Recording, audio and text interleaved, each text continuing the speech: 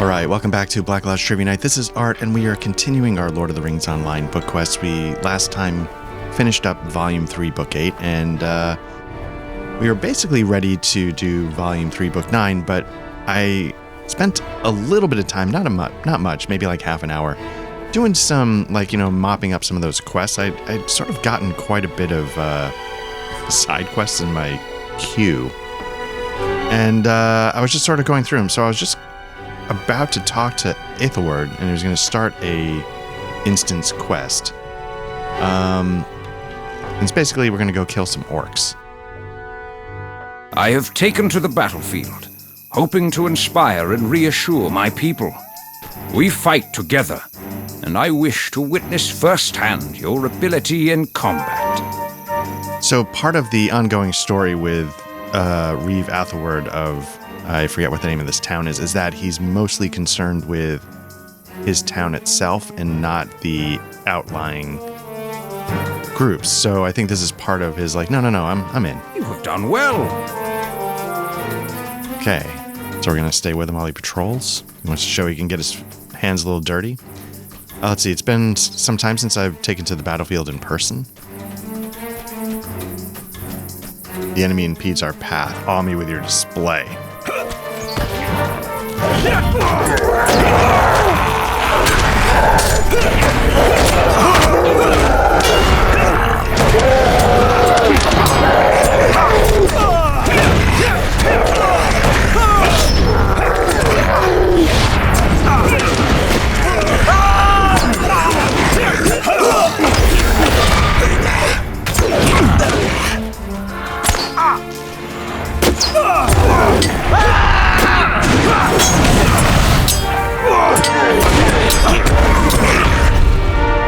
Victory for Cliving, victory for Norcrofts. I think Cliving, that was the name of the town, I couldn't remember. But yeah, basically, I think that's been sort of the underlying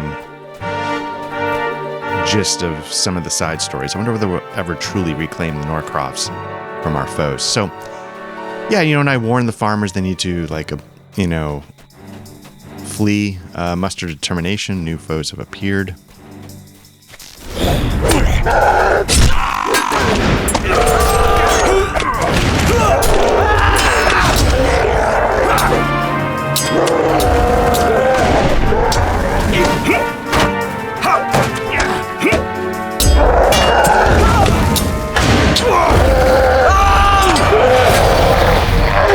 Probably won't spend a ton of time, but it was just fun. Like I said, as much as I don't enjoy the war steed stuff, I kind of like the area. So,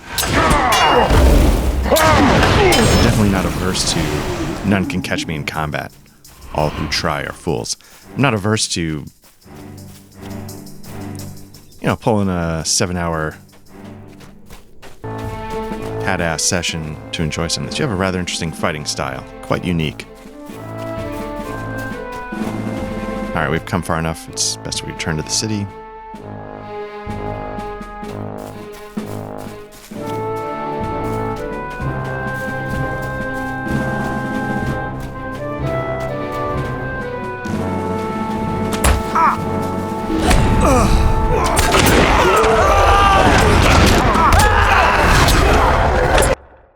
Oop.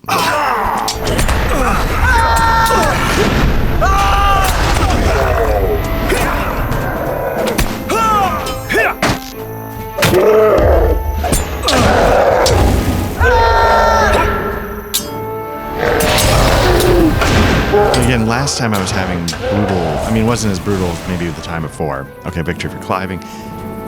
The lag hasn't been amazing. On your guard. Getting ambushed from behind.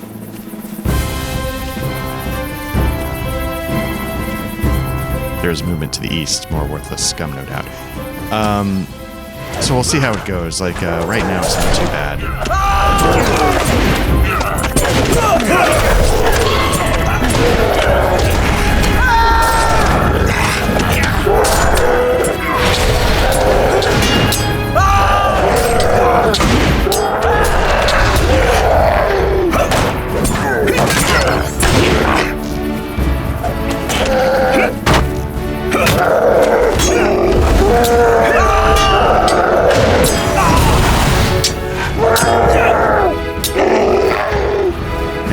But yeah, but I was saying, like, in the last session, like, if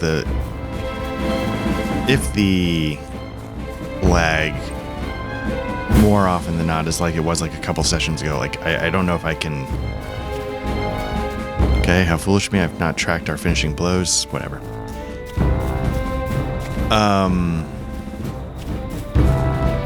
It wasn't like 10.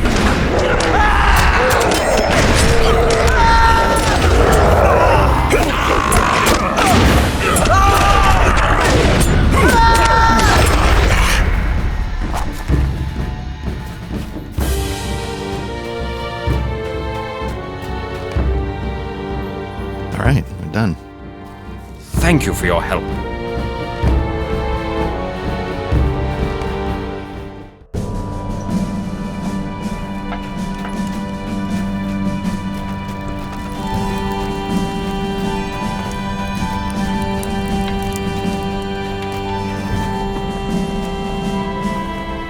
You have done well. I need your help. Okay, so he's got a personal matter.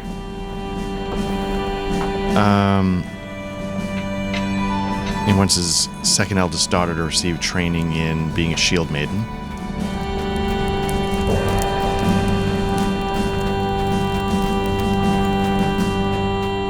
So yeah, as you can see, there is definitely no shortage of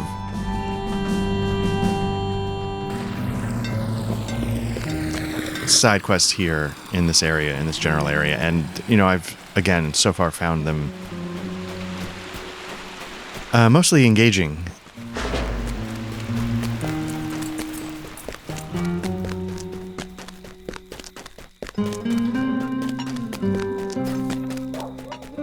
Yeah, I don't know what half of them are, but find them pretty engaging.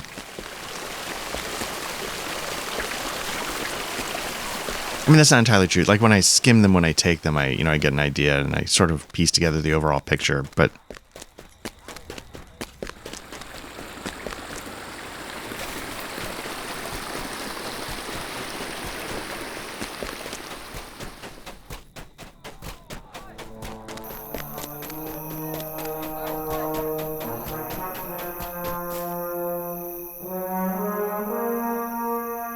Black Lodge the Gallant. All right. I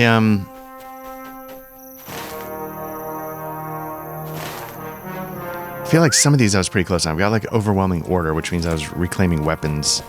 I got pretty close on that one. Return to Randgar, I think, at the farmstead. I think that was I'm hoping that's the ring off to the east. I think he was the one saying, like, hey, like, these people need to evacuate. You know, we can't guarantee their safety.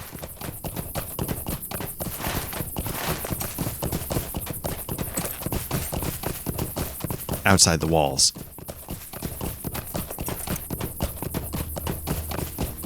Now, I'm not sure who I had to take out to get... Not these guys, okay. Killing mobs is how I reclaim the Rohirrim weapons from the orcs, but it's obviously not in this area, so let's keep going.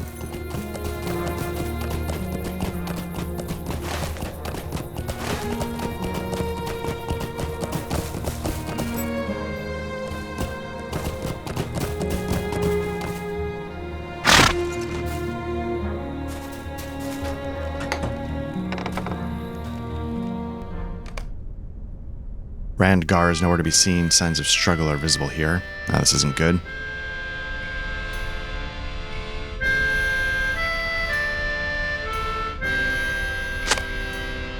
Randgar's spear seems to have been left on the ground. His cloak's torn and stained with blood. Again, not good.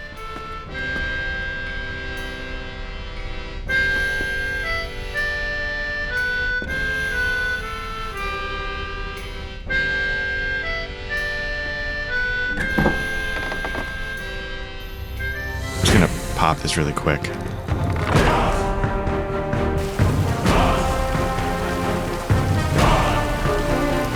Our mission is dire. Okay, is something wrong? The Rohirrim have need of your services. Okay, so I need to convince someone to allow her to visit the farm I just came from.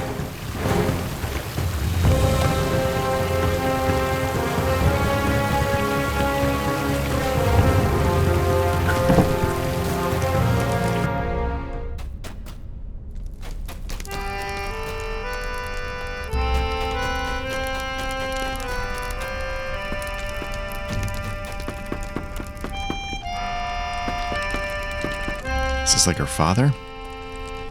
Our mission is dire. Okay, so there seems to be a bit of a romantic interest between the two people, and he doesn't approve. I shed no tears for Randgard, so that's kind of a little assholey.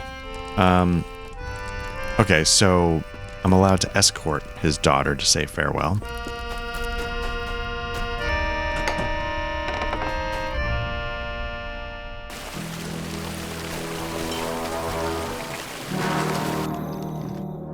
You have escorted Inhild to the home of Randgar, offering her the chance to have closure regarding the death of the man she once loved. Our mission is dire. Okay. Gonna give her a little... So she's calling out for him.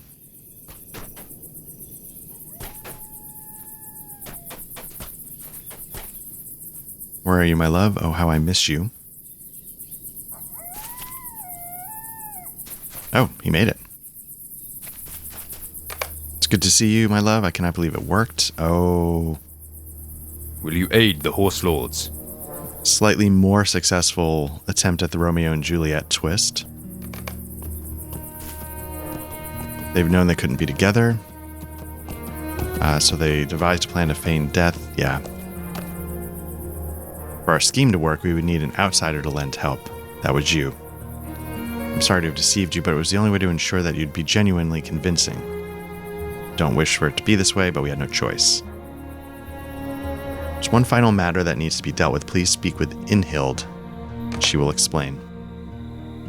What brings you to these lands? Okay, so they're going to depart for safer lands. And now I'm supposed to convince her father that she went off with someone rich and handsome from Edoras. So we won't worry about her.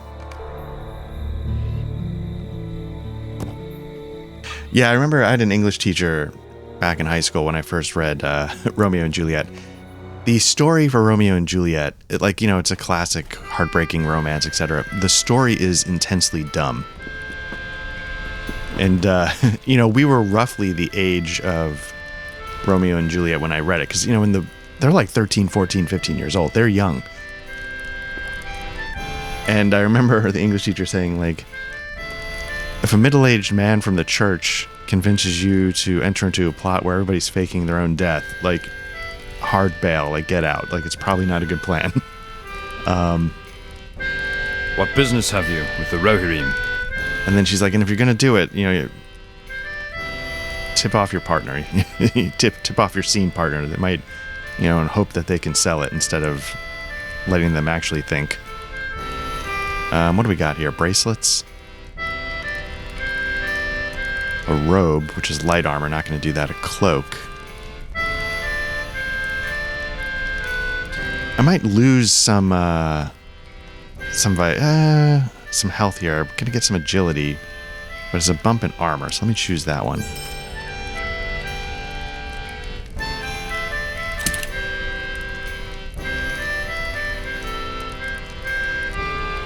Will you aid the Rohirrim? Okay, so I've got a choice here. I can either speak the truth. Our success depends upon our strength. Will you aid us? What brings you to these lands? So he can be at peace.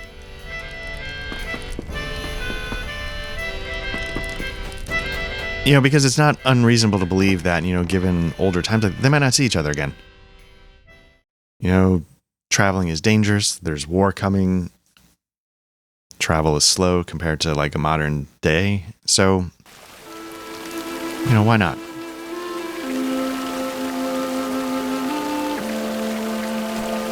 Now, what's interesting is I have no idea. You know, I've got all these quests, but I wasn't seeing a ton of markers on my map outside of Cliving, so maybe it's all in the newer area. Anyway, yeah, like,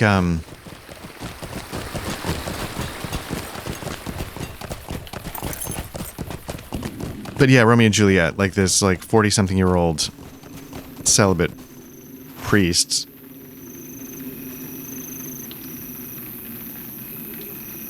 gets confided in by two horny 14-year-olds. And he's like, you know what we got to do? Here's what we're going to do. Don't tell Juliet. It's kind of dumb.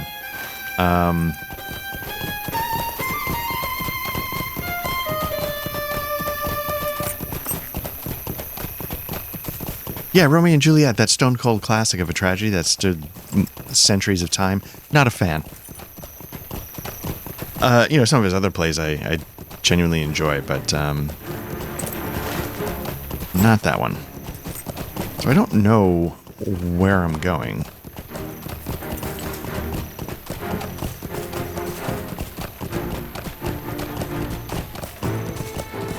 Don't know if I was aware of this camp up here, but I assume this is... Oh, this is the training grounds? Okay, I thought the training grounds were outside of town.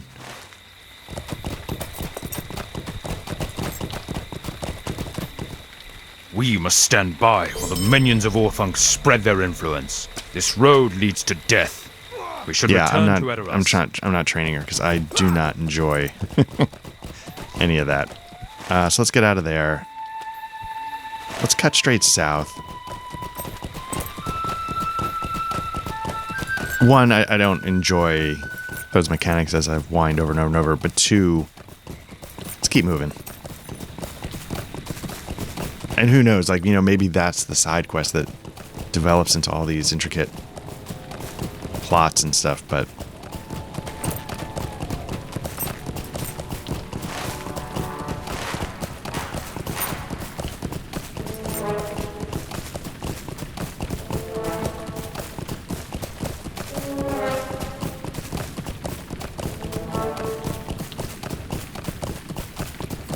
Again, you know, I know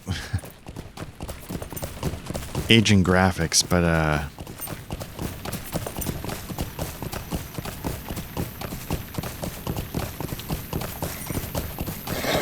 it still does it for me. I'm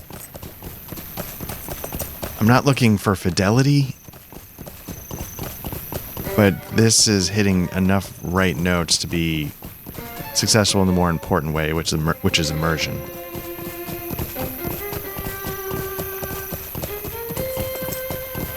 Okay, so I think I'm where I need to be. So who do I need to... Yeah. Oh, band of wild Rohirrim horses, nice. Those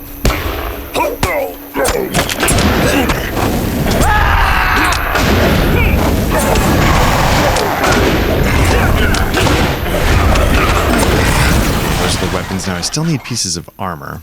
And is that in the same area? Seems to be. So one more piece of armor will do it. Probably get it from him, but let me see if I can just find somebody on the ground.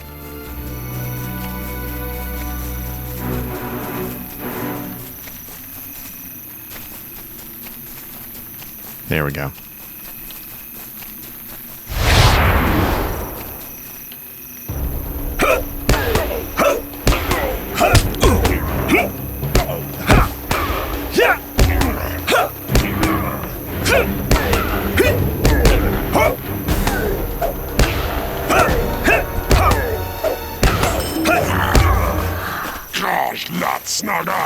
All right, no luck there.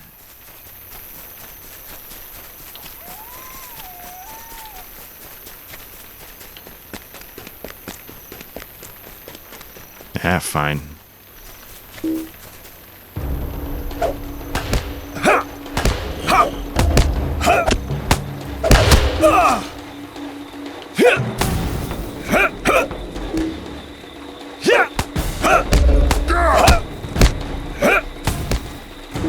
double stack the bleeds and hopefully it just does the job. There we go. I have done this before, so I'm not going to worry about that, but I still didn't get the armor piece.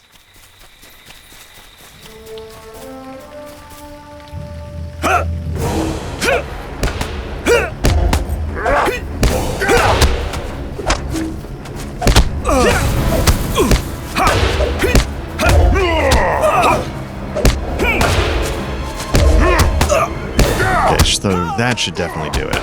Double stack of like my 2 top bleeds. Okay. So let's hand this in.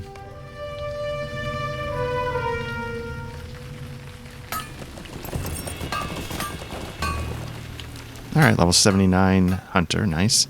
Will you aid the horse lords? Where are we? Okay.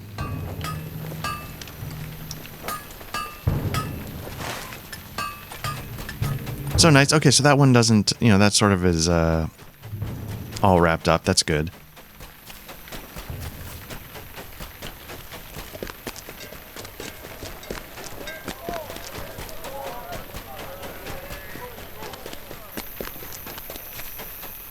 Yeah, let's just hook around this town. See what's in that blue circle, which is the rallying militia.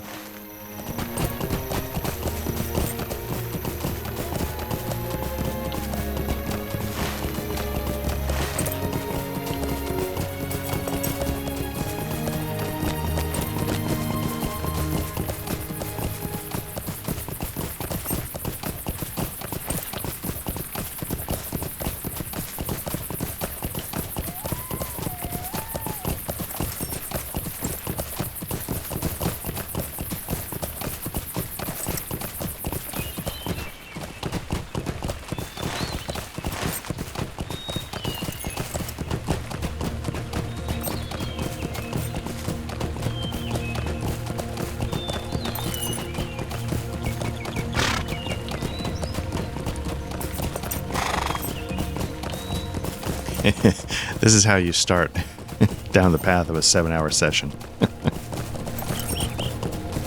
What I should be doing is... Because I'm not going to lie, there are times when I want to play, even though I don't necessarily have enough time to record or stuff like that. And I should save the side quests for when I want to play on my own and not have the pressure of anything. Of like, turnaround or scheduling or talking about my audio for 4 hours.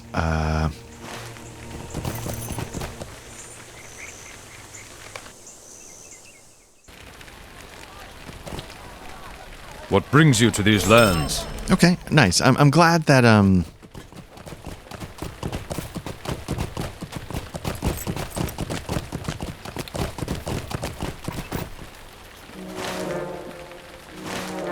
basically, I'm glad that these are sort of finishing. They're not now leading to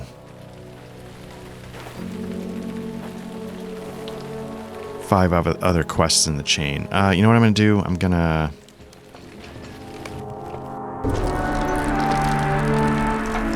You have done well. Okay, so I've helped her people. This is the woman who...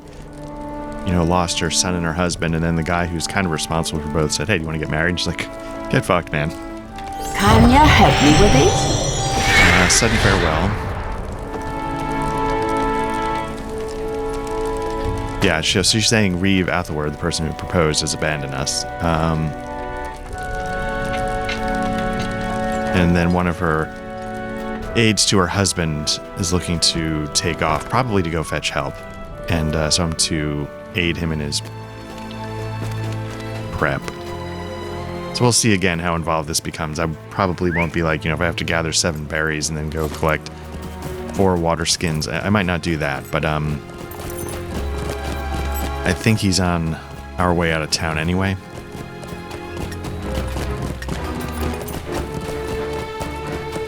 Again, I Couldn't tell you. I have no... If I've done these quests before, I have no memory.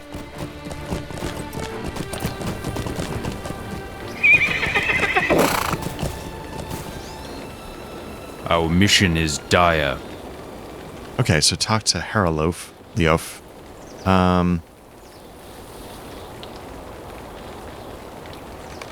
It's letting someone in town know he can use a building in whatever way they see fit. Basically, he's like, look, I'm not coming back for a while, so if somebody can use my home...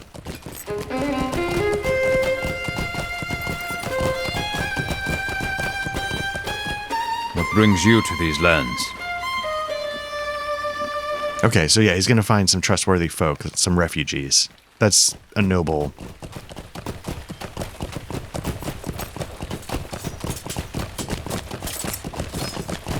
That's a noble use of his home, so good on them. Our mission is dire. Okay, so basically talk to his wife. What business have you with the Rohirrim?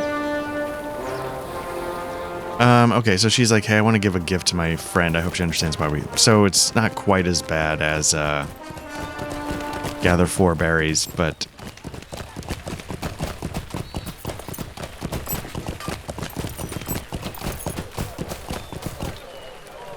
Will you aid the horse lords? Okay. She's very moved that she would get such a thoughtful and beautiful gift.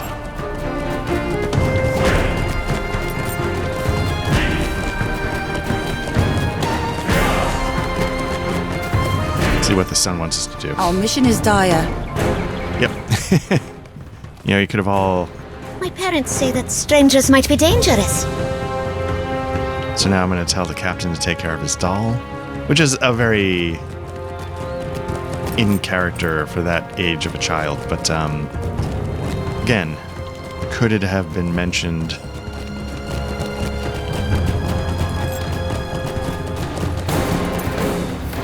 I am not supposed to speak with strangers. All right, and the doll is in good hands, little one. Let's see if their horses have any tasks that they could have told me about. What brings you to these lands? The Rohirrim have need of your services. Safeguard us on the first leg of our journey. Oh, that's a good shield. Okay, yeah, I'm doing that. It's a very good shield. It's going to be a nice bump in their armor. wagon and bid their friends goodbye, Runald's family departs from Elfengels. A most dangerous road lies before them. Okay, stay close.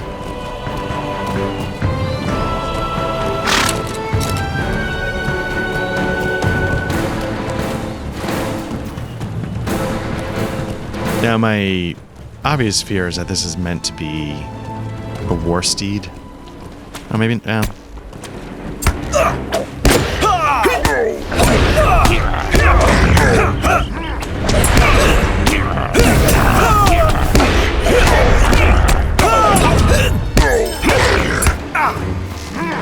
Switch.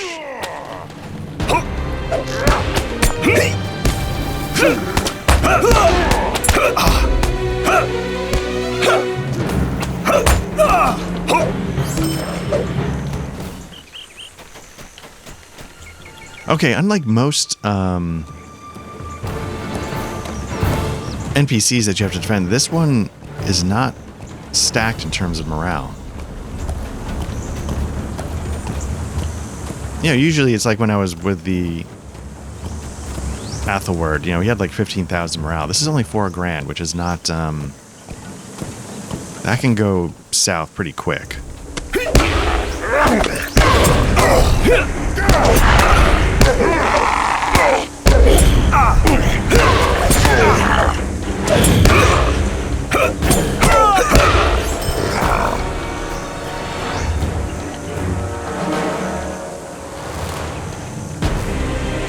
Again, I'm not dealing with that.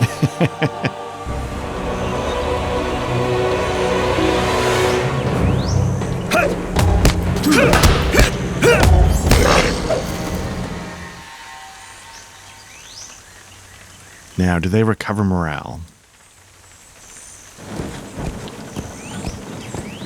Or are they fixed in their amount?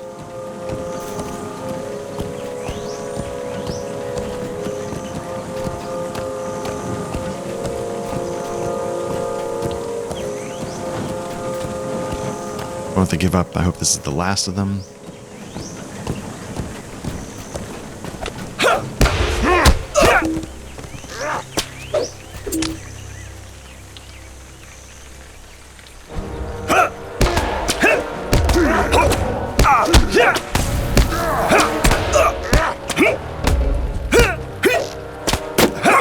Okay, double stack bleeds on that one. Should go down quick. Now it's got that green aura, which sometimes means they're being healed. But it doesn't seem to be the case here.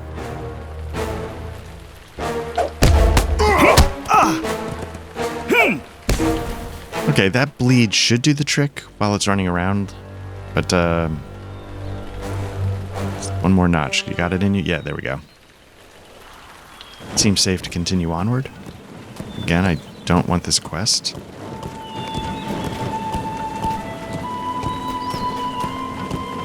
Yeah, so the shield is a warden shield. Take heed. Troll. Oh.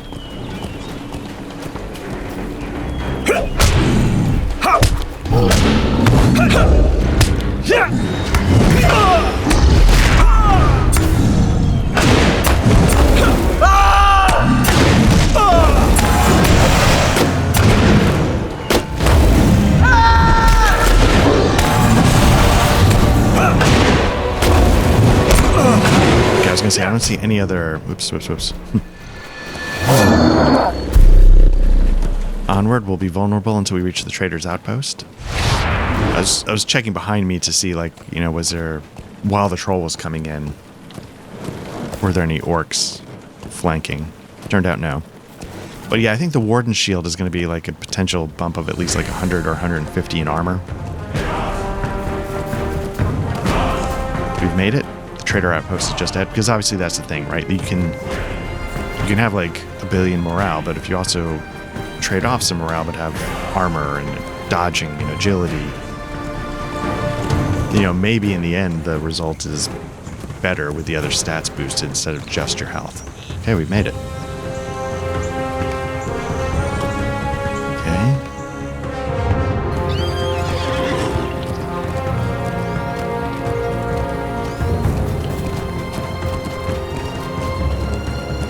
Our mission is Yeah, dire. Shield of the Edoras Escorter, which is a 559 compared. Yeah, so it's a bit of a bump. Actually, it's a little bit of a bump in vitality as well. Bump in block rating. Bump in critical. Yeah, it's just all around a better shield. So let's get that equipped.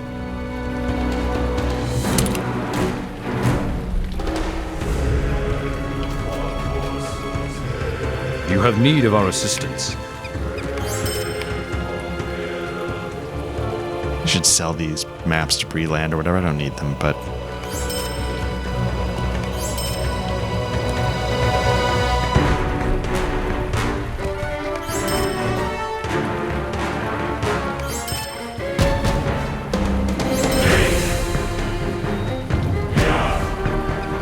that starts a quest. I don't know if I need that one. I'll hold on to it for now, just in case, again, if I ever got my act together and just...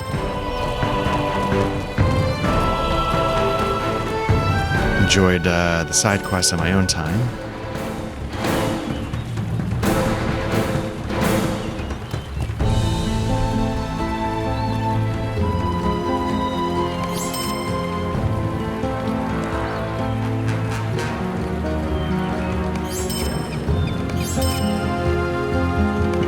So there's a lot of things in here like I probably don't need.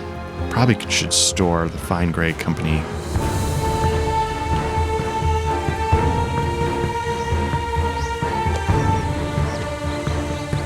I guess it could be worse. Okay.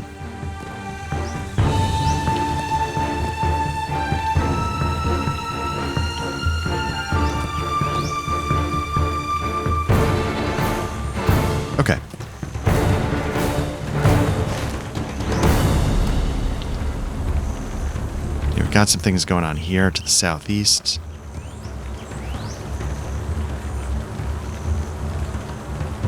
Sworn oaths. What is that? Ride with the captain across the plains.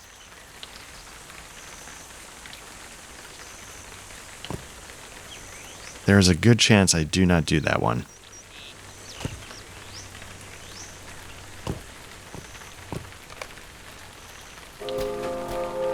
Because I think it is going to be war steed crap, and I want to minimize that as much as humanly possible. Let's cross the river.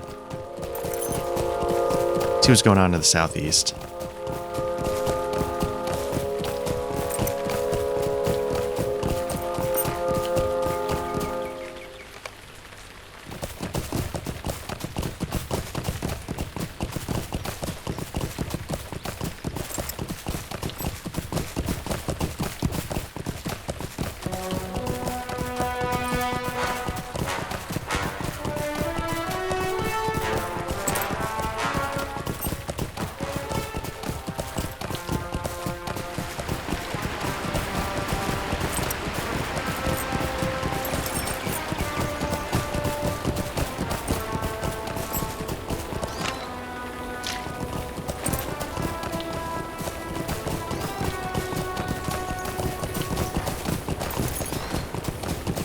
So I think I have a couple of quests here. One is discover the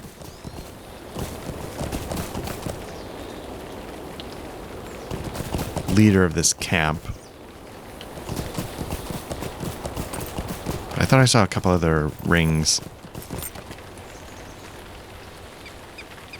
Put that back on the menu. Let's get these up.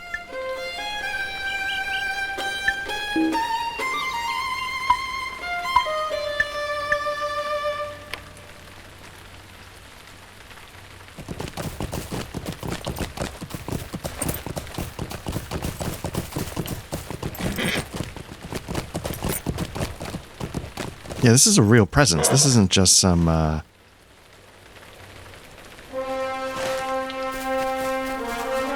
some little thing that's cropped up. They're,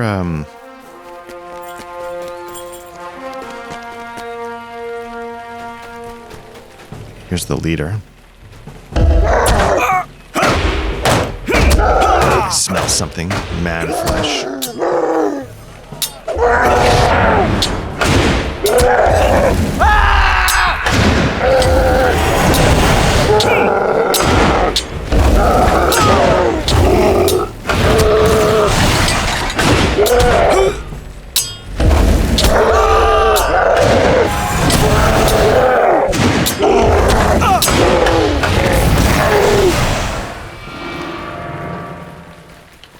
Okay, since I'm probably going to be running around here anyway, I might as well kill 10 of them.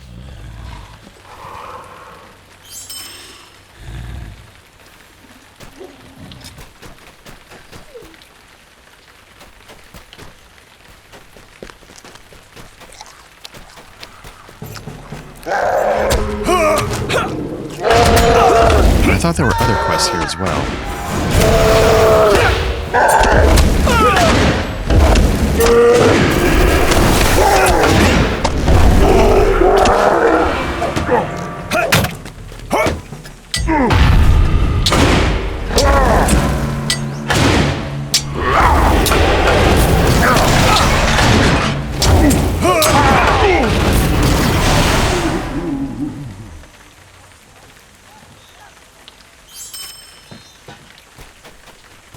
I don't know if I feel good that all these corpses are just ATMs.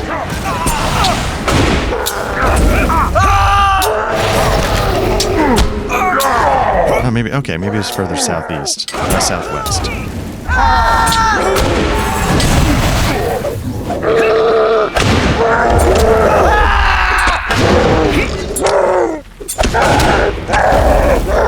My camera's just a hot mess.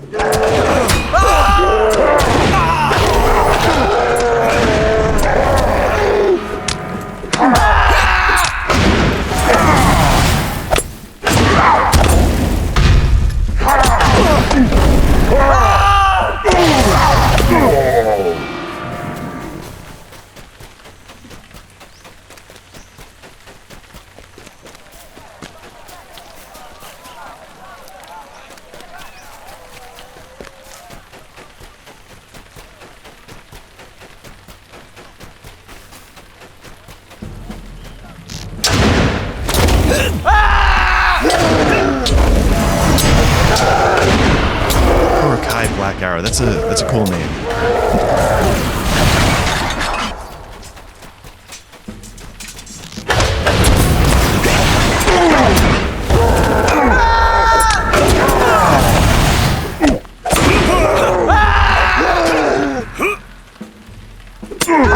And that lag again.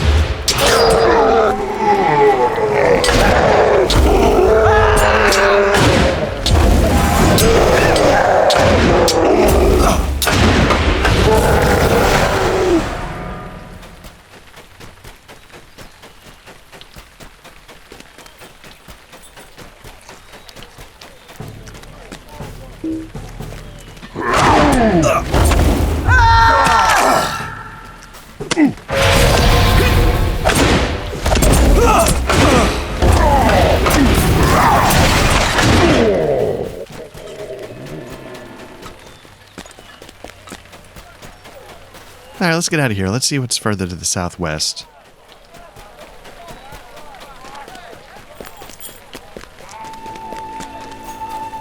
Definitely right on the verge of 79, so...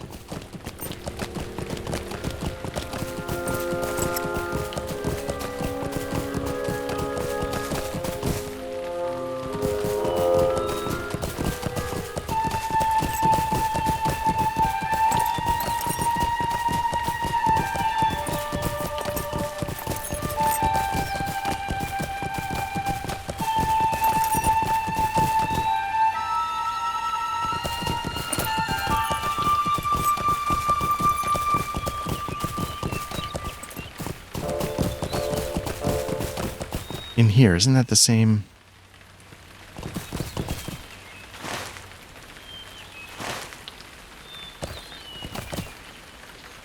I feel like we've seen that name before.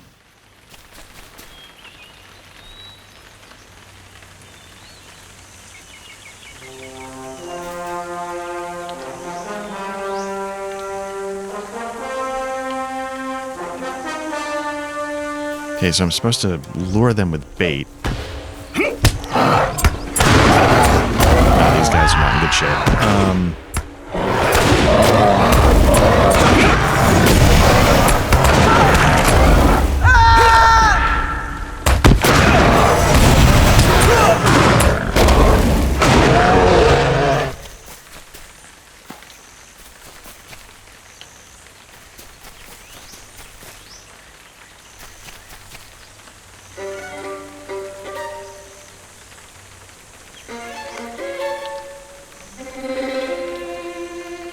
Yeah, lure with bait. I'm not sure how to do that.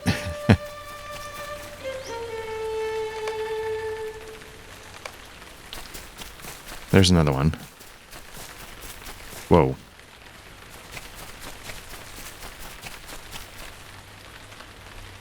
$12,000. Now, I could probably handle that.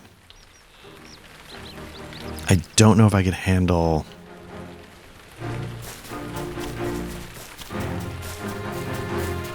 all of the ads.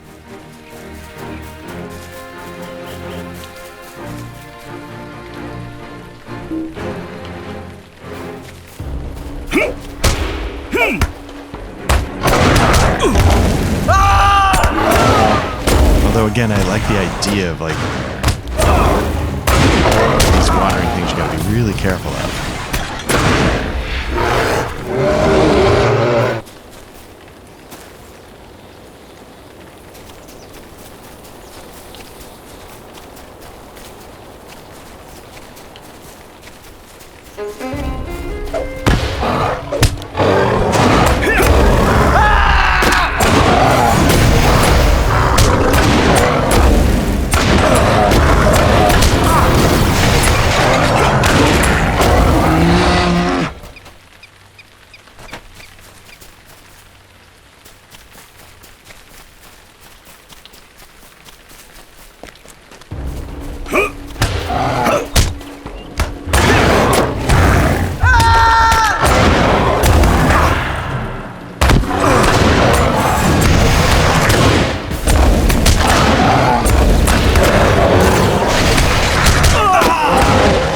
we got that done.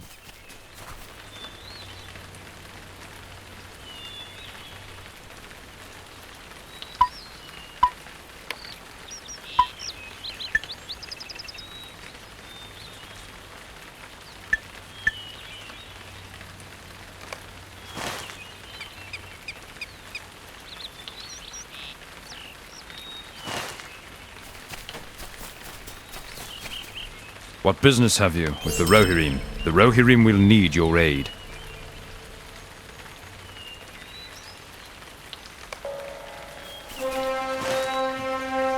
Yeah, no, I know there's some all over the place.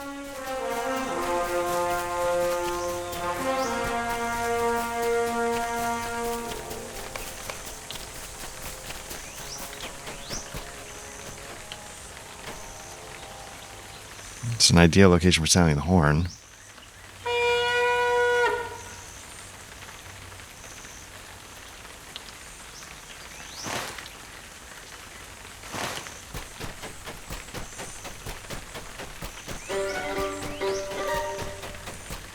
Now it looks like there's some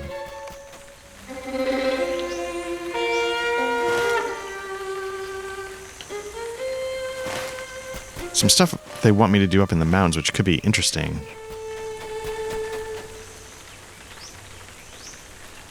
Yeah, I'm not defeating 10 bears just for no reason.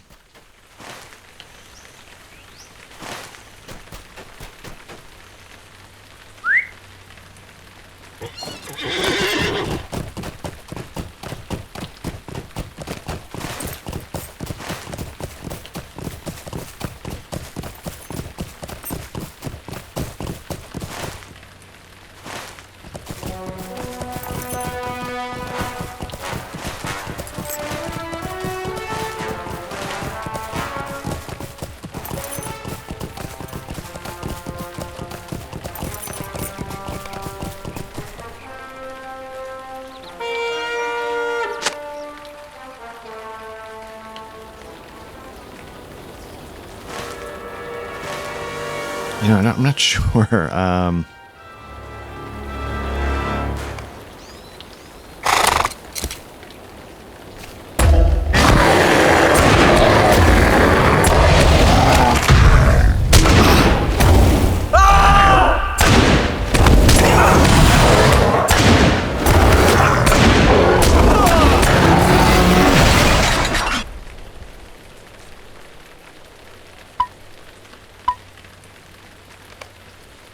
So find the ideal locations with the woods to sound the horn, which I thought I did.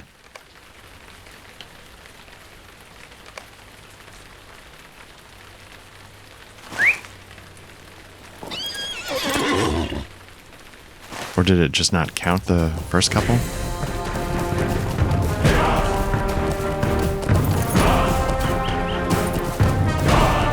I probably should have took that 4.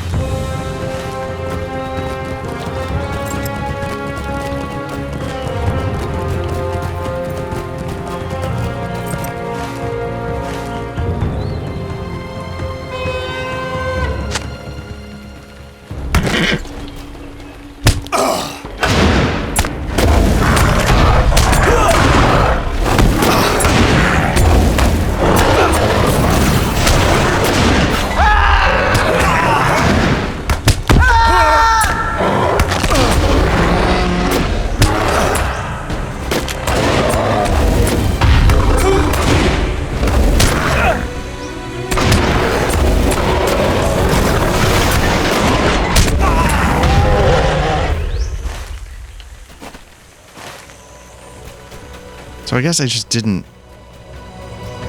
sound the horn right, because that time, the last 2 times somebody came as a result of the horn blowing when it didn't happen initially. So maybe...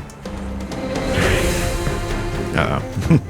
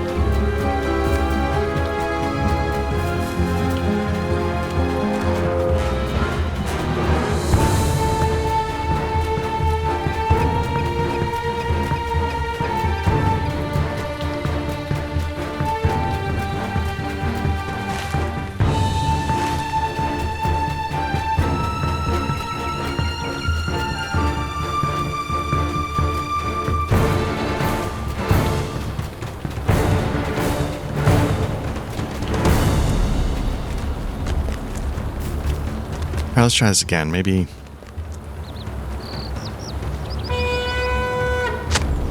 There it is.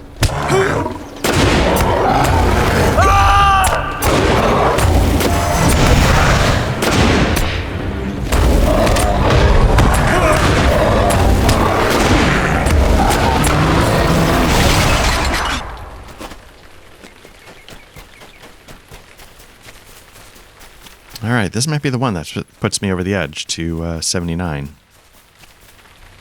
Will you aid the Horse Lords? There we go. Aid the road. I'm going to decline. Let's get to the business. Let's cancel. Cancel.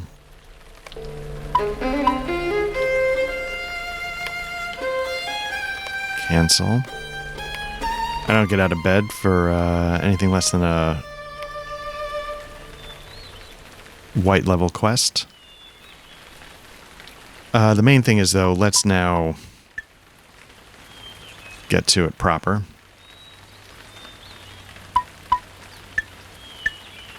I'm going to hand these in.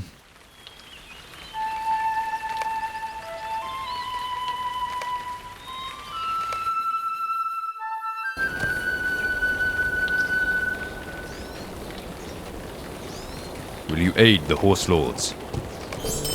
Our success depends upon our strength. Okay, we're going to decline for Aid now. us?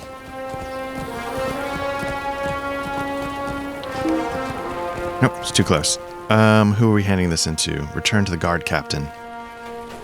There we go. Yeah, I actually wouldn't mind doing these stories. Let me take the What quest. brings you to these lands?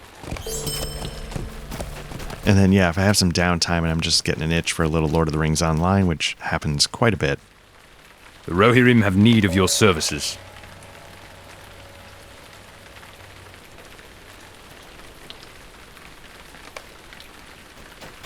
But for now, let's actually start the book quest.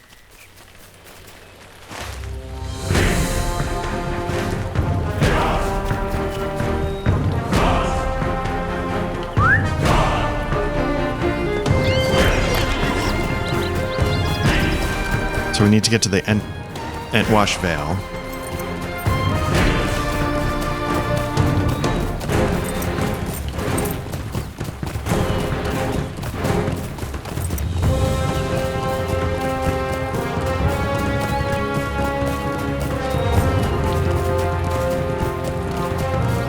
Foliamo, what's been going on over at Black Lodge? We, time of this recording, we just dropped our session 0 of Swords of the Serpentine, which is a gumshoe sword and sorcery book.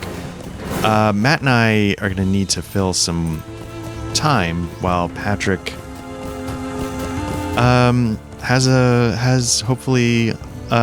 second kid. There's going to be a new O'Leary joining his family. Later in the fall, I think he said sometime in November, and so Matt and I knew we were going to need some time to fill, and we wanted something we were excited about, and all of a sudden, out of the blue, Matt's like, what do you think of Swords of the Serpentine? He gave me a list, and on that list, we sort of landed on Swords of the Serpentine. Did the session 0, had a great time with it, had a sort of a discussion leading into our session 0 as part of the same video, talking about Gumshoe, talking about our thoughts on Sword of the Serpentine. We finished up Rosewood Abbey, and I feel a little bad because I feel like I sort of said it in a dismissive way. Like, we want to get Rosewood Abbey done so that we could clear the docket for the real rotation, which is 100% true. I didn't mean it to be dismissive of Rosewood Abbey, but the rotation is, in my mind, the priority. So what I was trying to say was that, Rosewood Abbey was meant to fill a gap.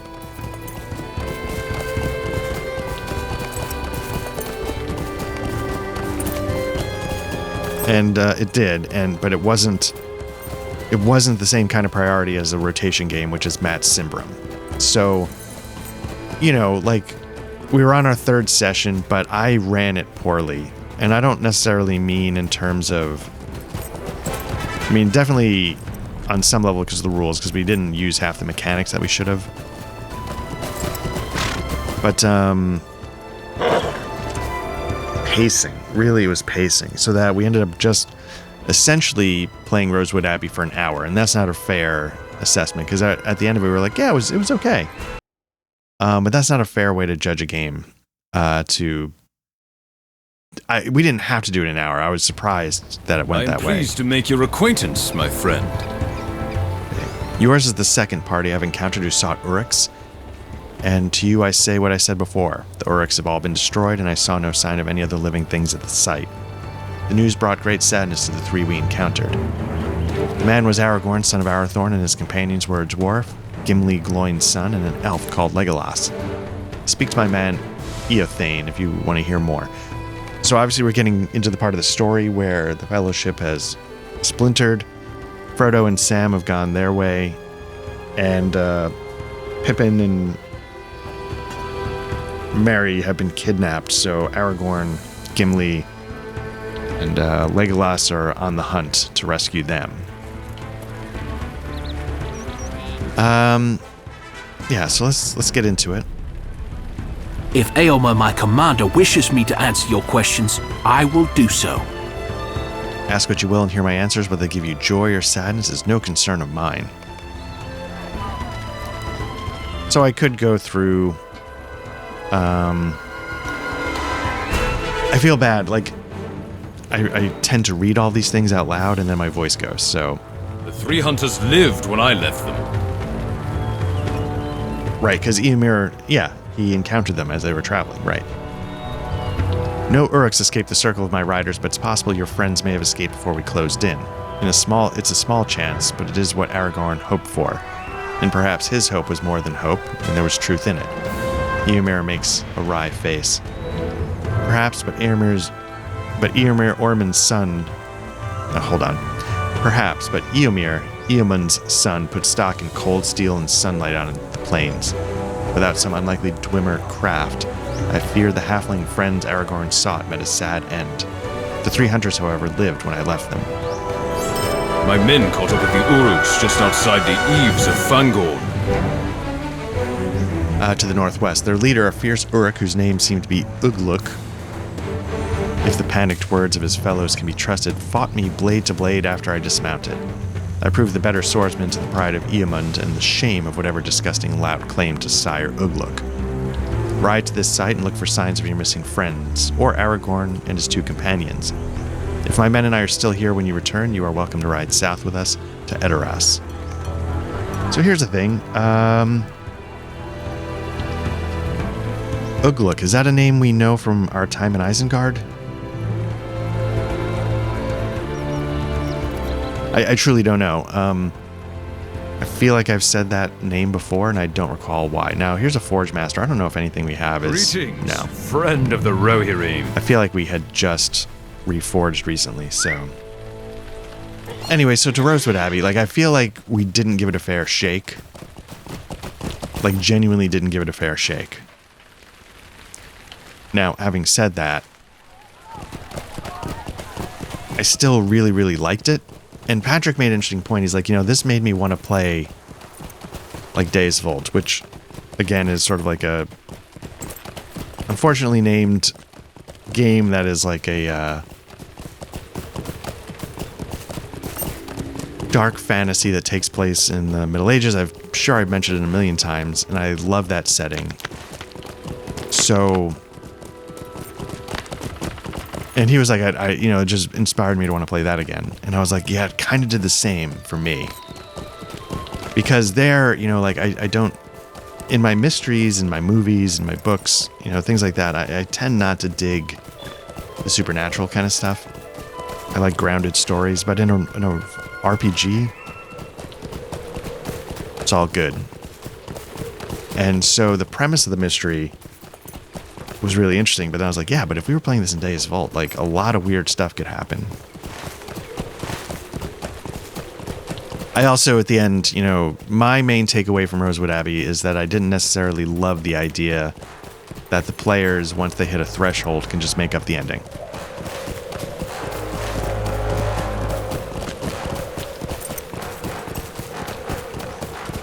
Got a new deed. Only because I feel like, and I think Matt was saying this, right? Like, when you do a mystery, you go from A to B to C to D to E to F, something like that.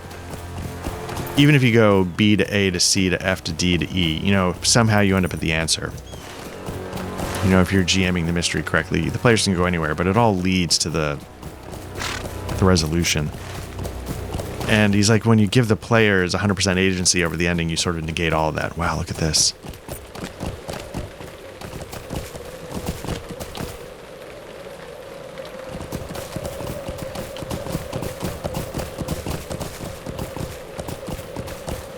Man, this one has just been burnt to the ground.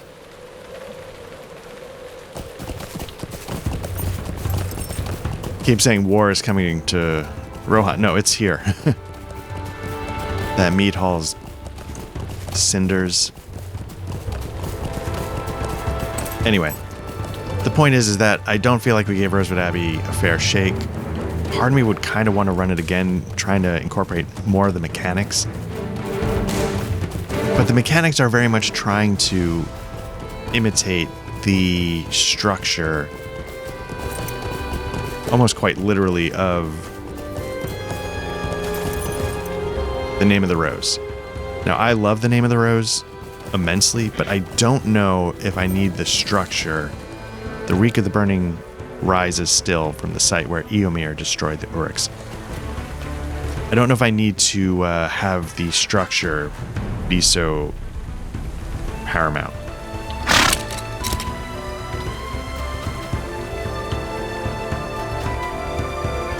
Examine the remains of Ugluk. I think the vibe and the setting is enough. So I don't know if I need, Rosewood Abbey's structure to, as much as I love the game. And I kind of started thinking, I wonder what it would be like to run the exact same mystery in a different system with the tweaked Deus Vult setting. You stare at the defeated Ugluk and wonder if Boromir rests comfortably. Oh, that's what it was. He killed Boromir. From wherever he watches, now that the leader of the band that set upon him is no more. You pry your eyes away from Ugluk and resolve to search for the sign of the halflings. Here's some confused footprints. You find a great deal of footprints, some which lead northwest.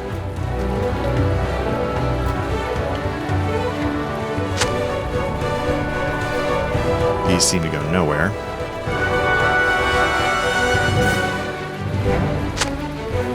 These also seem to go nowhere, but one said northwest.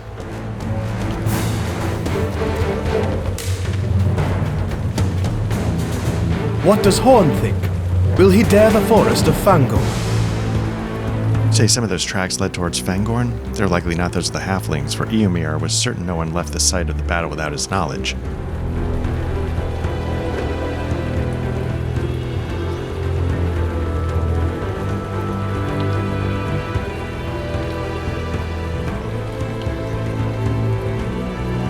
Sorry, just bumped my iced tea glass and spilled some on my desk. They may be the tracks of Aragorn, Legolas, and Gimli, but brought them toward Fangorn. What does Horn think? Will he dare the forest of Fangorn? I'll go, and gladly, but he has expressed worry about such places before. So Horn, Corodan just called you a bitch. I see how Corodan looks at me. He thinks I fear to go into Fangorn. Horn looks at you with his piercing gray eyes. I went into another ill-omened wood with you not long ago, Black Lodge, do you remember? There I took a grievous wound, an injury from which I will never recover, nor would I wish to heal that hurt. I'll follow you into Fangorn. What can be done to me that I should fear? If we cannot help our friends directly, let us help them indirectly. My father told me his men had heard orc axes beneath the eaves of Fangorn. There must be a camp of the creatures somewhere to the north of here, among the trees. That is the way the tracks go, are they not? We should go to this camp of orcs and slay them. While we do, let us keep our eyes open for your friends. If we cannot help them directly, perhaps this will help them in an indirect fashion. Let's do it. Let's go to Fangorn. Importantly, how do we get there? Okay, so it looks like it's actually, we're not that far. We just have to go into a new section. Now, there's sort of like this light glowing up ahead. I don't know if that's... So we have to defeat orcs beneath the eaves of Fangorn. Okay, so that's not actually a marker. That's like a sunlight filtering through. Huh. I definitely don't remember this, but it's nice to get into Fangorn. See what Ashlim has to say. See what can be seen in the depths of the Ent's gaze. You have the sensation of recalling a memory that is not your own. I'm just curious. The Ent Ashlim wishes to relay a memory to you, for something troubles his slow, sleepy mind. Observe the small creatures in Ashlim's memory. This is a stuffy old place, isn't it, Pippin? I want some air. I wouldn't mind finding some fresh water or a hot meal either, after that ordeal with the orcs. But I don't think stopping here will get us any of it.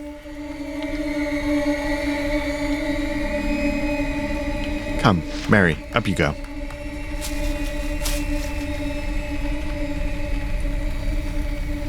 I only hope my legs obey. I really cannot catch my breath in this place. There we go.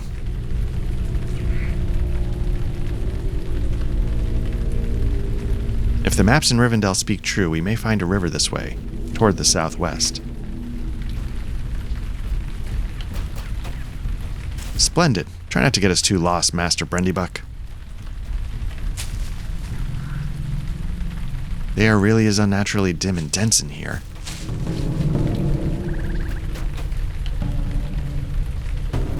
Just look at all those trailing, sagging beards of lichen.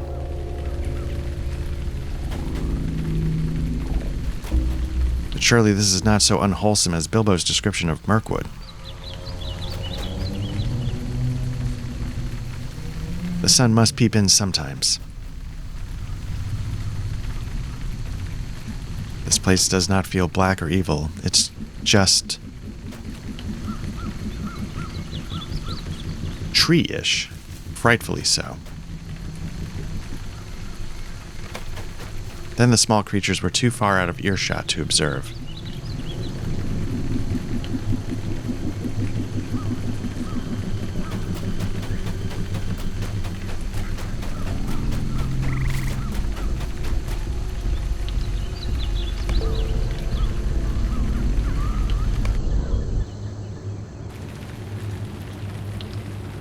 So it doesn't have this marked as part of the book quest, but I feel like it's pretty important. You believe you understand what just happened. You were given a memory from deep within the eyes of the Ent, something he saw that he wants to know about. This Ent has grown too sleepy, too tree-ish to solve the riddle of this memory. Will you help him? He's curious about the creatures he saw. Meriadoc Brandybuck and Peregrine Took. He wishes to know whether the hobbits have gone and what fate they have met. So yeah, we'll do that as we head into Fangorn Forest. I was gonna say, I don't recall this forest at all.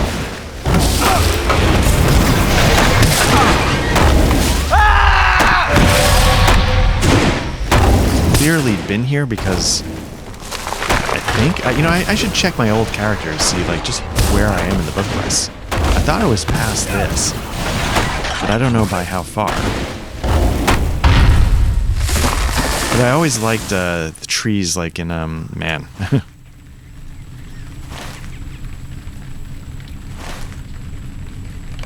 In the first, in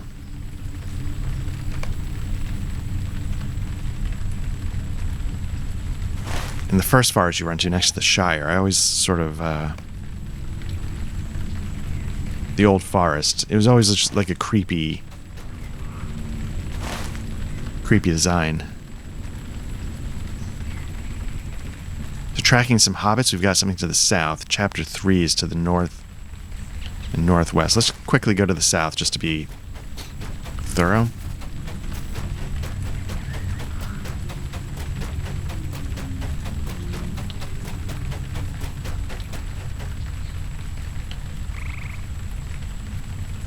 Okay, complete quest in the Ease of Fangorn.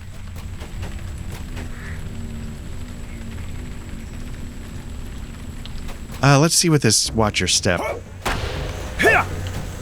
We've come to the banks of the Etwash.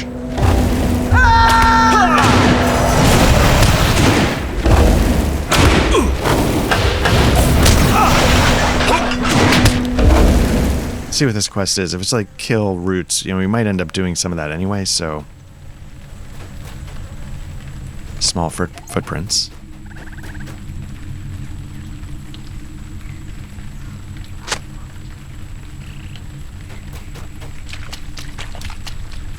Found a hobbit footprint in the mud. Nice. But yeah, I'm actually tempted to try running the exact same mystery in Deus Vult that I did in Rosewood Abbey. The idea, like, there's a rose that's...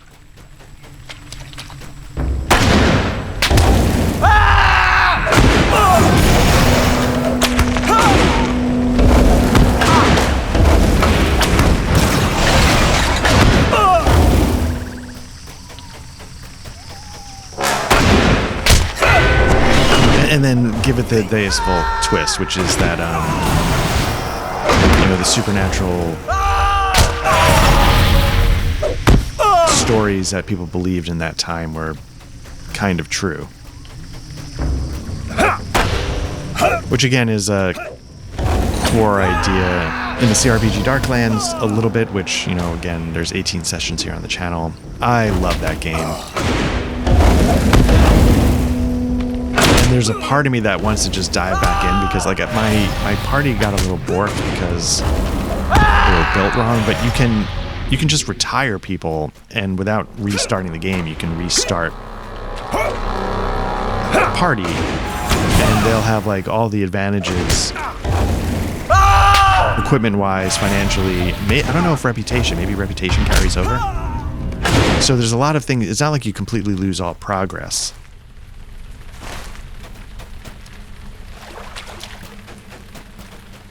You just, you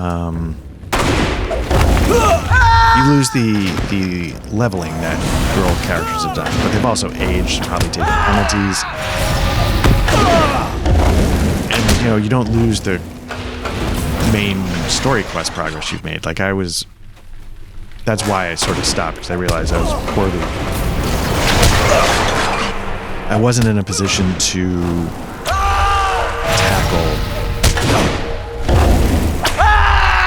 place in Star, which is like this corrupted monastery or something. And the reason why is because, like, you know, I hadn't properly equipped, well, skill-wise, I wasn't set up to handle, you know, having multiple people be able to pray and do things like that. Just fundamental mistakes.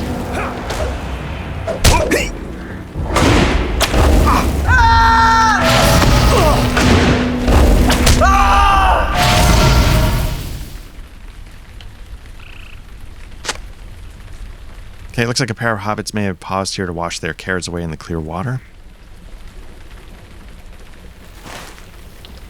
Okay, still continuing along the riverbank. Yeah, I'm glad I took that, because, like, yeah, there's no way I'm not getting 12 murdered Twisted Root. Anyway, so yeah, like, I'm kind of... At the same time, like, I ran an introductory quest in the back of the book over at AAC. But I sort of juiced it up a little bit, and I really liked how it turned out. I've never taken... Like, it's a really good, I think, introduction to the setting.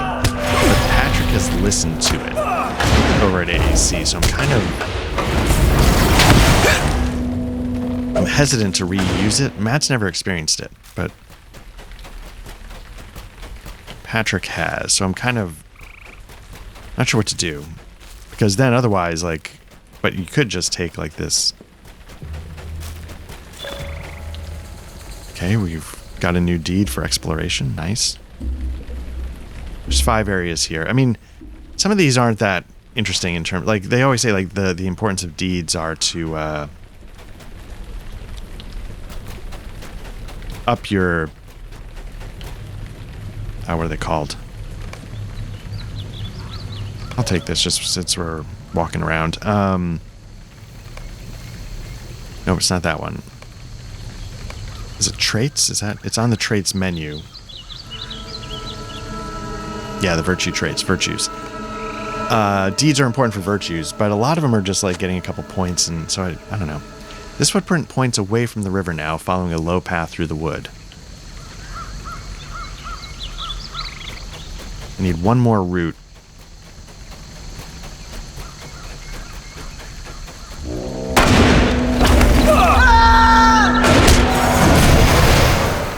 The other thing about these side quests are they're, you know, not to be just by the numbers, they're orange. So I'm going to get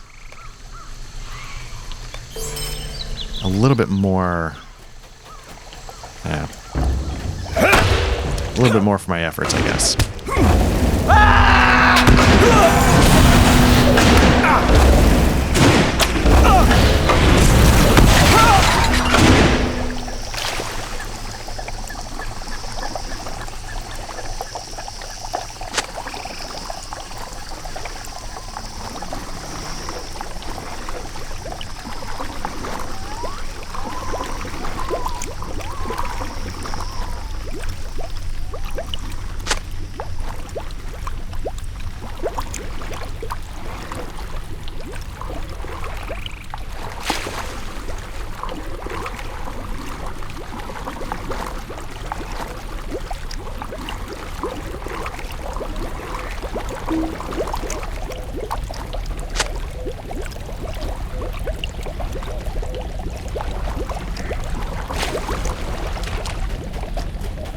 Oh, interesting, a boat.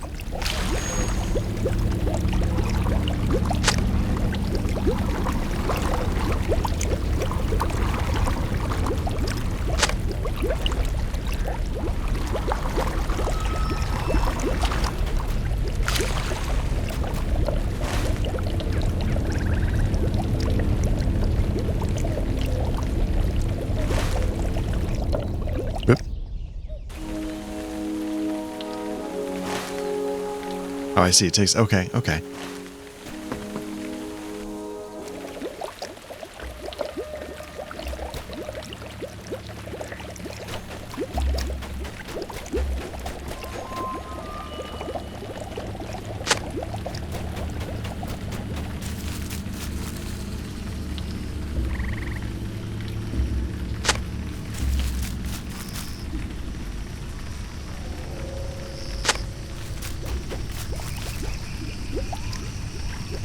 Just had myself muted. There was a siren in the background, and I usually get up a little bit earlier than everybody else, even though I go to bed later than everybody else. And there's now more activity, so I might have to break this up into chunks here. I'll have to see. Alright, let's see if we can now make our way through the forest.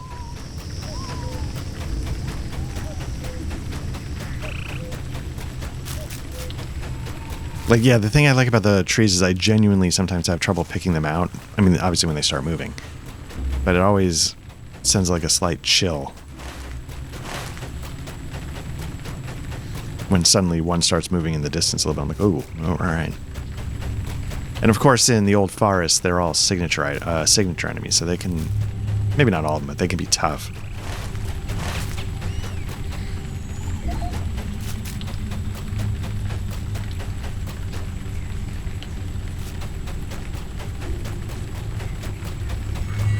I don't know. Okay, I'm getting... It's like, I don't know what the frames per second... It seems pretty smooth. Again, I'm not getting tons of lag like I was getting. I don't mind, like, frame rate dips too much, but when it's really bad in terms of input, that's what makes it unplayable. Speaking of unplayable, like, I've been doing some Tainted Grail, obviously, and, you find some crumbs. Only a hobbit could stop for a nibble upon the discovery of such a strange hill. Surely they climb this.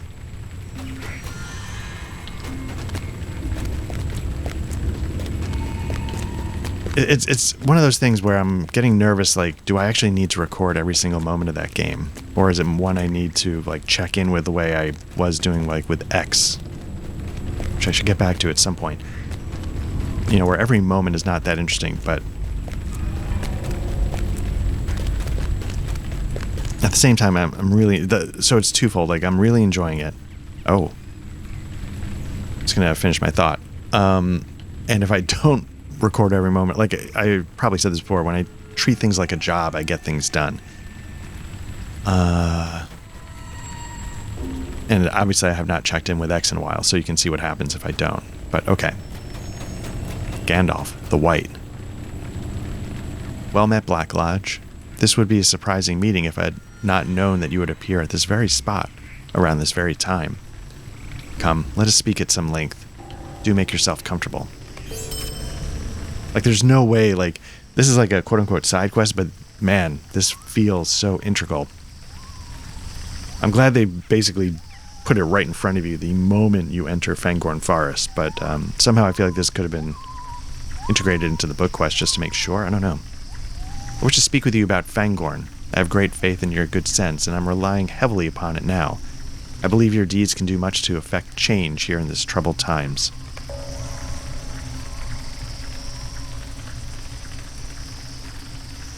We do not have much time, but I think you will want to hear my tale. Will you not stay with me for a spell? You know, honestly, Gandalf the White, I've got things to do. No, obviously. Gandalf has found you deep in the eaves of Fangorn after you followed the trail of 2 lost hobbits. He wishes now to allay your worries for the vulnerable halflings and to tell you all that is afoot in Fangorn. Let me share some of my knowledge with you, Black Lodge, for I believe that you came to this place tracking 2 old friends. They are friends to me also, and I know what became of them. Believe it or not, this has a great deal to do with you. So obviously in the stories, this makes total sense, right? Gandalf the White is where, in Fangorn Forest, let me flip it around. Aragorn, Gimli, and Legolas encounter Gandalf the White for the first time in Fangorn Forest, tracking the two halflings. So this makes sense that all this is happening like this. Just so happens that the hobbits you seek came not long ago to this very hill. I wonder what we'll see from the top of this hill. I don't know, but I can taste the fresh whatever. Ah, that's better. Old Ent. Do you feel the wind changing? It's cooler up here.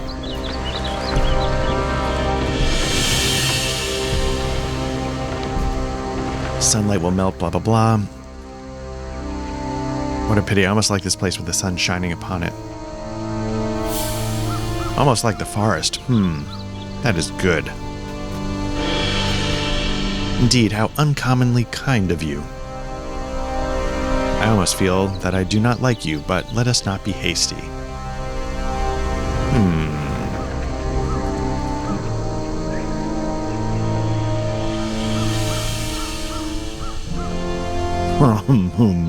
Very odd indeed. If I had seen you before I heard your voices, I should have trodden on you, mistaking you for little orcs.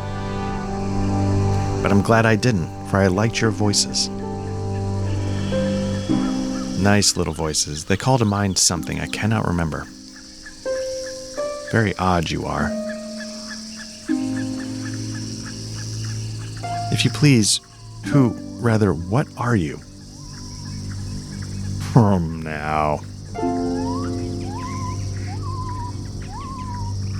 I am an Ent. Fangorn is my name, or Treebeard in some tongues. You may call me Treebeard.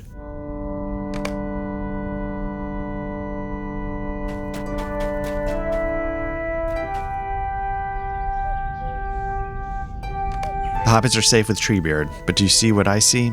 The Ents have never seen hobbits before. Even the sleeping Ent you passed was interested in them. The hobbits appear to have made a new friend. The Ents are old, older than me, even. They grow tired, tree-ish, sleepy. They care little for the troubles of the world, but war and doom threaten them as it threatens us all. They know elf, man, dwarf, Ent, and beast from their old songs. But a creature of the Shire is new and stirs something in their memory. The hobbits will have a great influence on Treebeard, and he on them. But here the Ents still mostly sleep, speaking only in passing memories. This is where you come in. Talk to them, my friend. Help their eyes see beyond the span of their roots. I am needed elsewhere, but I believe your influence here will be great. Gandalf believes you have the power to stir the sleeping shepherds of Fangorn. I trust you with this great deed, Black Lodge. I do not know for certain if your efforts will end in change, but I have hope. Just talk to the Ents you find, learn of their memories, and help them piece together the riddles that occupy their slow minds. I think I've told you enough. Without telling you too much, let us return to the presents.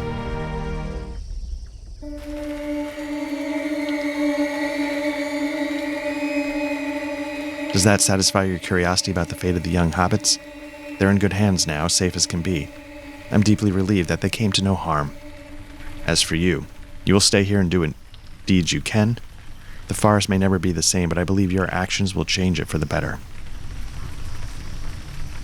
Okay, we need leggings, light armor, bracelet, or a cloak. I think I'm gonna go with the bracelet.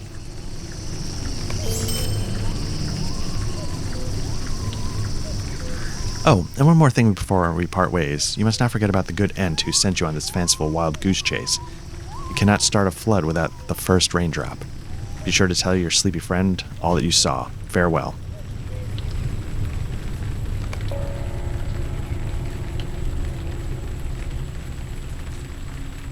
Alright, let me figure out which bracelet to replace.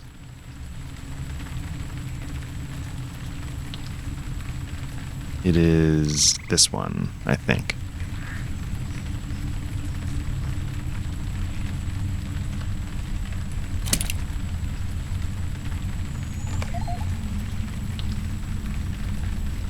Oh, the horse, you ask? Ah, yes, another strange meeting in the strange wood. I do not know his tale, but he came to me. I believe he seeks his master, but why his master rode this way I cannot guess. You may ride him. I'm sure he'll bear you wherever you need to go.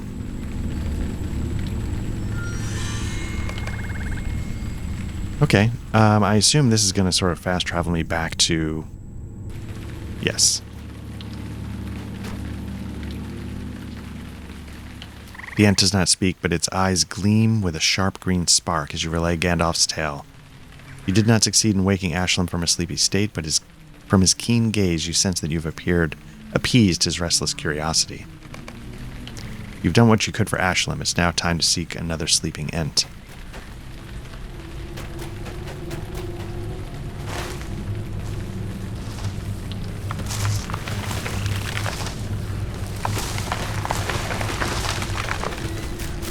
Let's see if we can head to the northeast. That's not northeast.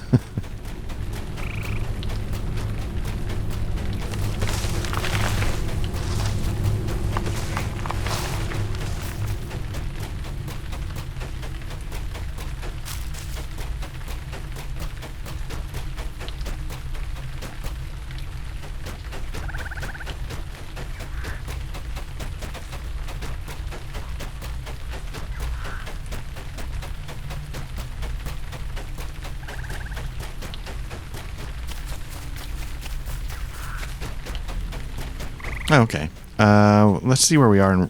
We're pretty close, I think. Okay, so it's not too far to the north, but let's awaken this other Ent and see what this leads to. You discover another Ent. This one barely different from a tree. 25 grand just to start that. This Ent is not dissimilar from Ashlim. It's apparent in his eyes that he molds upon some memory, so he's going to share another one. The Ent Bylas wishes to impart a memory upon you, for something has piqued the interest of this sleepy, tree-ish creature. You are once again observing the memory of an Ent. Someone or something approaches from the opposite direction.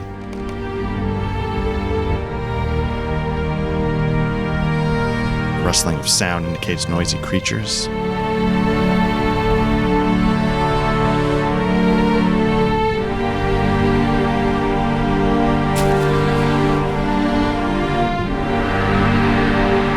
Search east. Okay.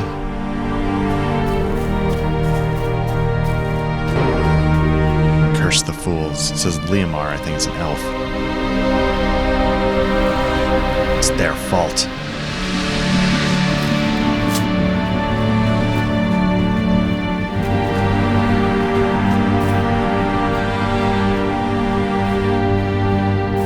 How I hate this forest. It will be the death of me.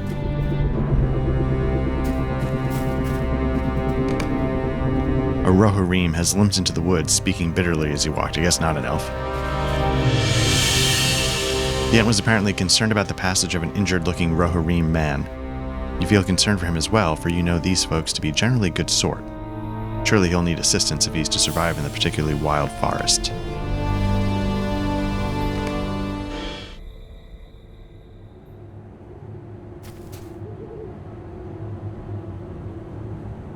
The Ent looks at you knowingly. It's clear that he's curious about what may have happened to the injured man. The Ent's eyes shine with concern. Okay, so we're going to seek the wounded Rohirrim.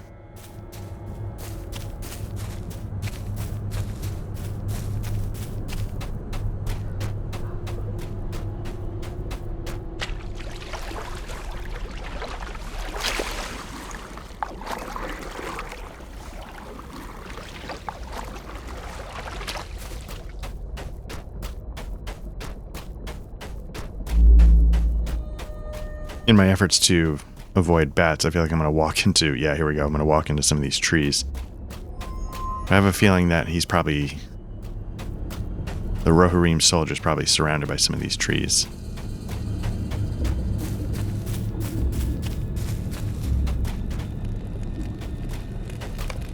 You found a campsite lately used but empty.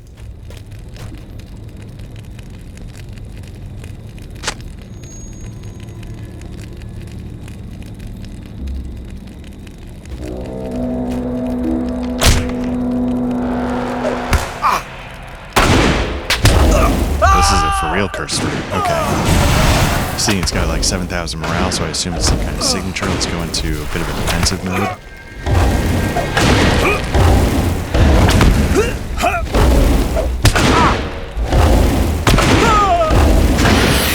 Oh,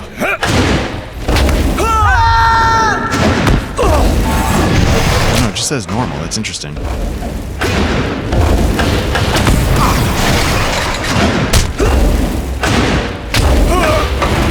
The great strangling root was beneath the bedroll and likely attacked the man while he attempted to rest. Okay, ready to advance the quest Strangled Rest.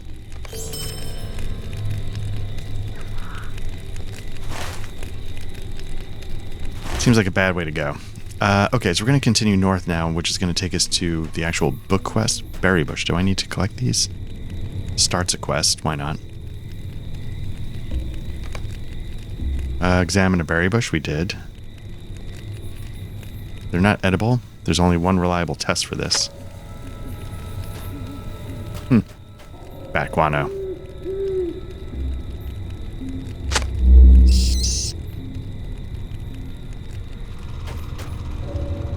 I have a feeling we're going to be fighting these, so let's, might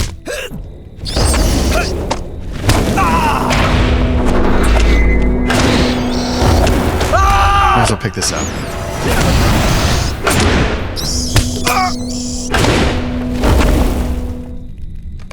Let's see, kill 10. Okay.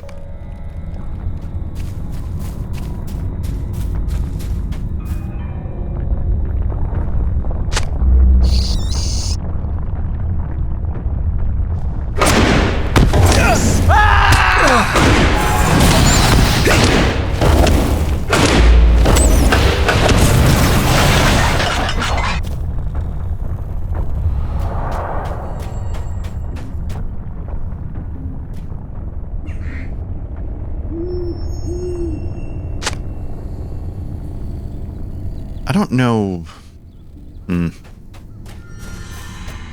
it logically follows that one bat ate the berries that...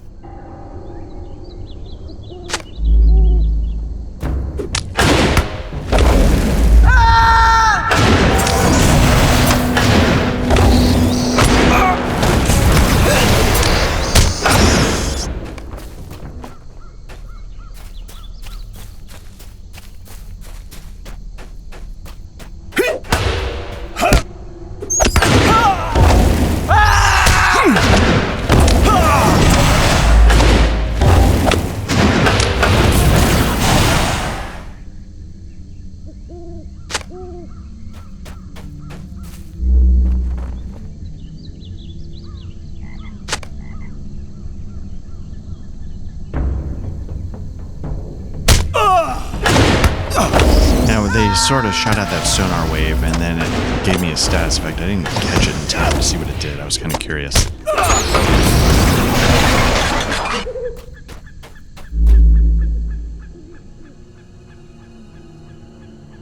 I don't know if I resisted. It didn't seem to pop up that time.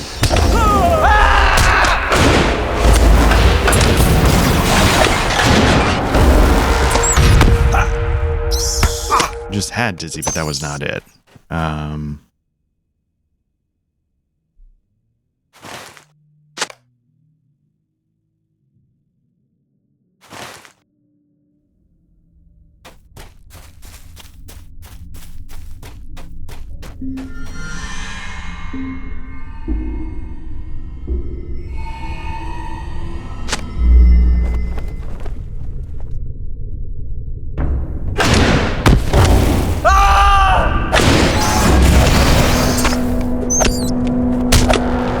Certainly not edible, or else the bats would have eaten them. Okay, it's likely the injured man ate food that will only speed his death, not stave it. Okay, so maybe that's the thing we know for... in some way that the, well, no, I think we know that that's the one I was looking at. A light wound. Okay. I think we know that the person was probably strangled in this.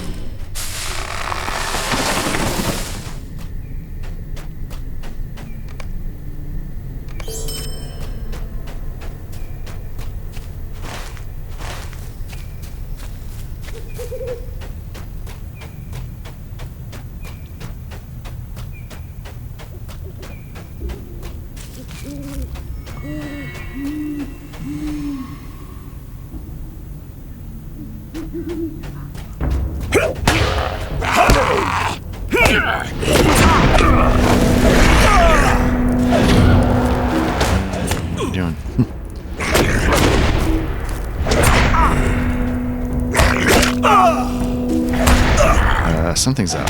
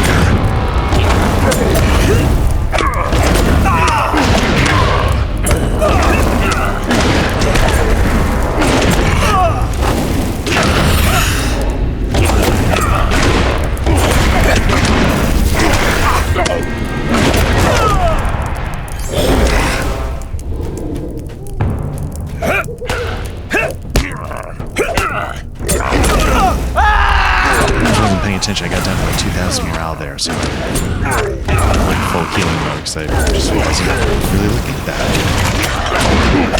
I guess you gotta be a little more careful. I've got like the level 2 difficulty for the world, which I know is not as high as Some people like to do, some people like to go 3, but I am dealing with creatures 3 levels above me, so it's not insignificant. I imagine those 2 things pound a little bit.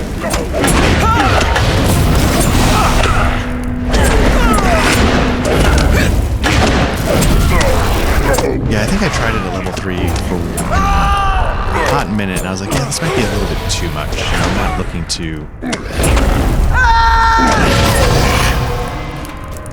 pay that close attention, I guess.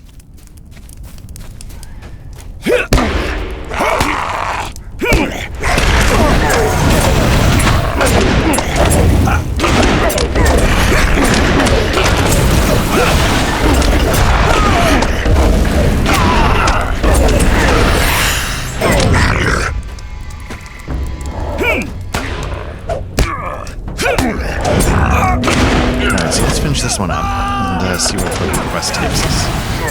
Chapter 3. So they took a little bit of time in the beginning to just wander the hills and hear they hear a voice coming from a misty hollow south of the orc camp. Alright.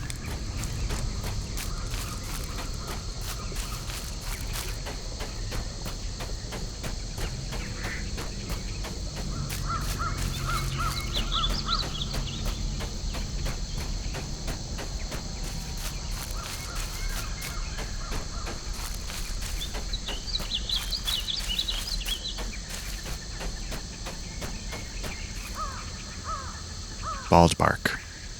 Rum bum.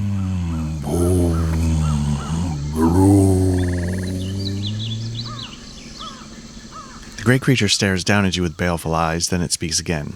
What are these small creatures that come among the trees? So many. So many. Rum. But Gandalf saw to the elf, the man, and the dwarf. Treebeard has his guests, and others come among the trees. Baldbark was told not to let others disturb the meetings. Broom, boom, broom. You should leave. It is not a time for you. Room. Alright, talk to Corodan at Eomer's Vengeance.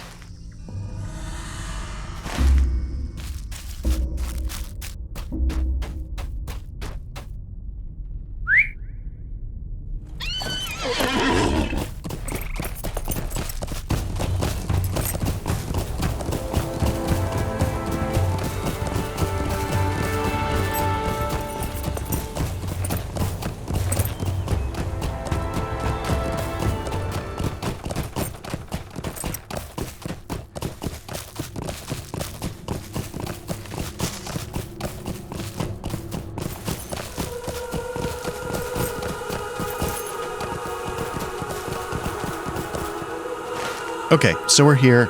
And yeah, it's the wreckage of an orc camp. Eomer's Vengeance, right? We sort of searched the bodies. We were looking for potential signs of the halflings here. I did not dare to hope the tree herders still walked in Middle-earth.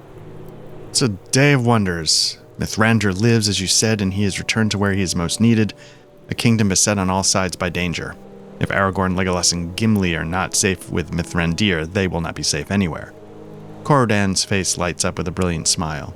And the second wonder, I did not dare to hope that the tree herder still walked in Middle-earth, but today I have met the Ent, heard his speech, and was told in no uncertain terms I was not welcome.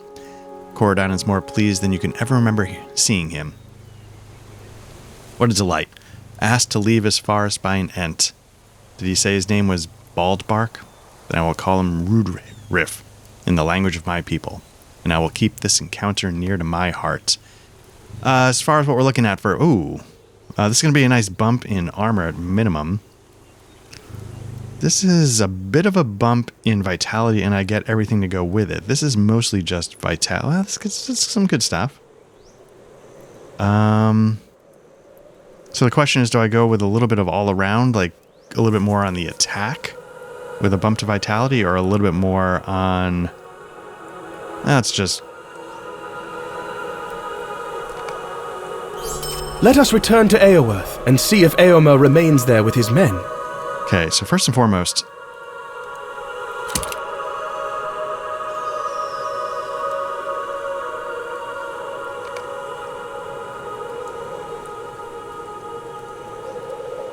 taking the music cue a little bit. That's why I just shut up for a sec. Rudriff's words were reassuring, were they not? He told us in his way that Merry and Pippin were safely in the company of Treebeard, who can only be an Ent. And the man, dwarf, and elf of which he spoke must be Aragorn, Gimli, and Legolas. If they are now in the presence of Mithrandir, surely we need worry about them no longer. Let us return to Eowyrth and see if... I guess it's Eowith. And see if Eomer remains there with his men. Horn wished to be off immediately. We should speak with him when we are back at Eowith. Alright, talk to Horn and Eowith. Alright. Making some progress.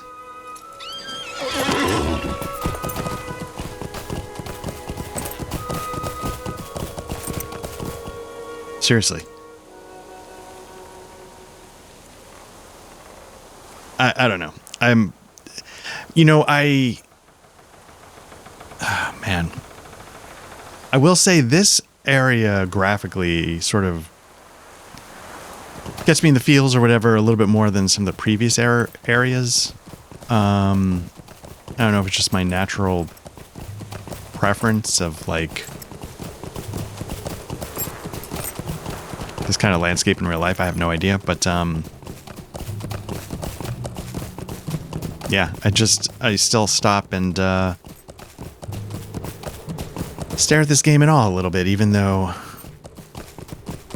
by every modern standard it's been left behind, I guess.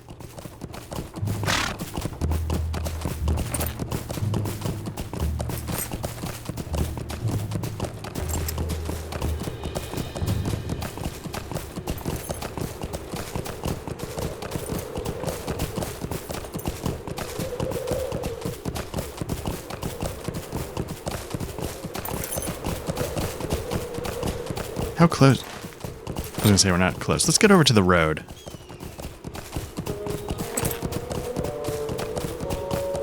So I think we're about to hit some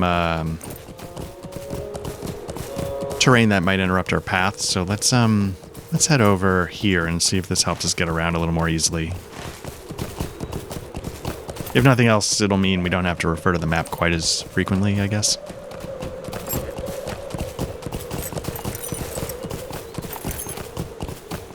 I'm in the middle of a massive purge. I was actually sort of reorganizing some shelves. I obviously I've mentioned before, like Matt, Patrick, and I, we all play, conflict simulation war games. And for a long time, my bark has been bigger than my bite, or I've been more of a collector, and I didn't mind just having things just to have them. And starting to realize, why am I doing this? So, and I probably should never have done it in the first place, but I did. And so now I'm sort of trying to unload like maybe 20, 30 of those just to start, and hopefully more as we go. But then the thing that surprised me a little bit was diving into the RPG shelves. Usually with the RPG shelves, I can justify holding on to stuff because I'm like, oh, I might use this or I might use that as an adventure for this and that. And I'm like, you know what? Like, I don't need 37 Traveler 2nd Edition. 114 Guardian. Well met, miss. Yeah, I just don't need that. I don't basically need almost any Traveler 2nd Edition except for maybe the core rulebook and a few different things. But then I'm also like, BRP and like Cortex, good riddance on that a little bit. But all of a sudden I'm just like, I'm still holding on to a ton that could be used as reference, but because I was sitting there, I'm like, oh, well, I could take core ideas from Traveler 2nd Edition, but I'm like, I have other stuff I can take. His men are still here. I spoke with him briefly. Ideas from more easily and readily and preferably. So the one thing I'm not sure about what to do with it. Well, let me continue with this. Eomer and his men are still here. I spoke with him briefly, and he said we are welcome to make the southward journey with him. He has a few places he would like to stop on the way, including the Stone of Weirgend. He sighs heavily. Do you remember? It was the story I told by that campfire on our journey by boat down the Anduin with Corydon and with Nona. King Fengel and his line were cursed. No heir of Fengel's line would survive to sit long upon the throne of Rohan. Many thought that the curse had been broken by Prince Theodred, but it seems it was not so. Eomer wishes to visit the stone, and you must understand why. With the prince dead, he, as Theoden's nephew, is now next in line for the throne. He is of King Fengel's line, and the curse must now be ever in his thoughts. Speak to him, but gently. Who can know what it must be like to live under such a curse?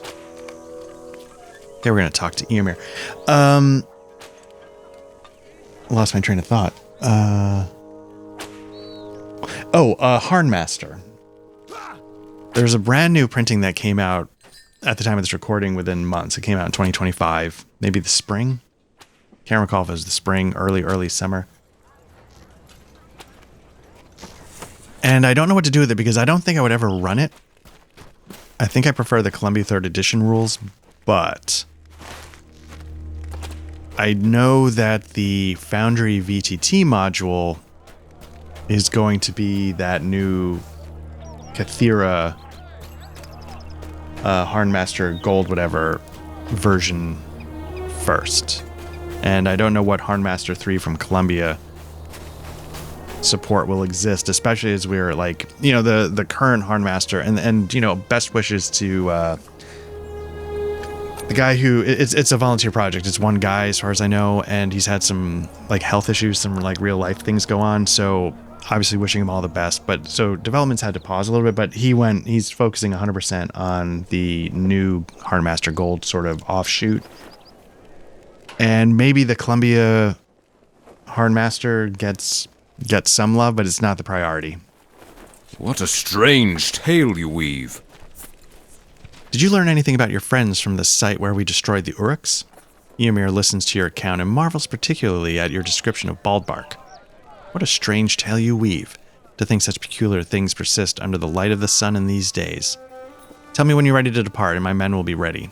There are a few sites I would have us visit on our way south to Snowbourne, and from there we'll go to Edoras. So yeah, I'm tempted to hold on to it. You are welcome to ride with my men and I on our southward road. I don't need to cut the RPG collection down to the bone the way I want to cut the board game collection down to the bone. But like with BRP, I was like, oh, this could. I was like, no.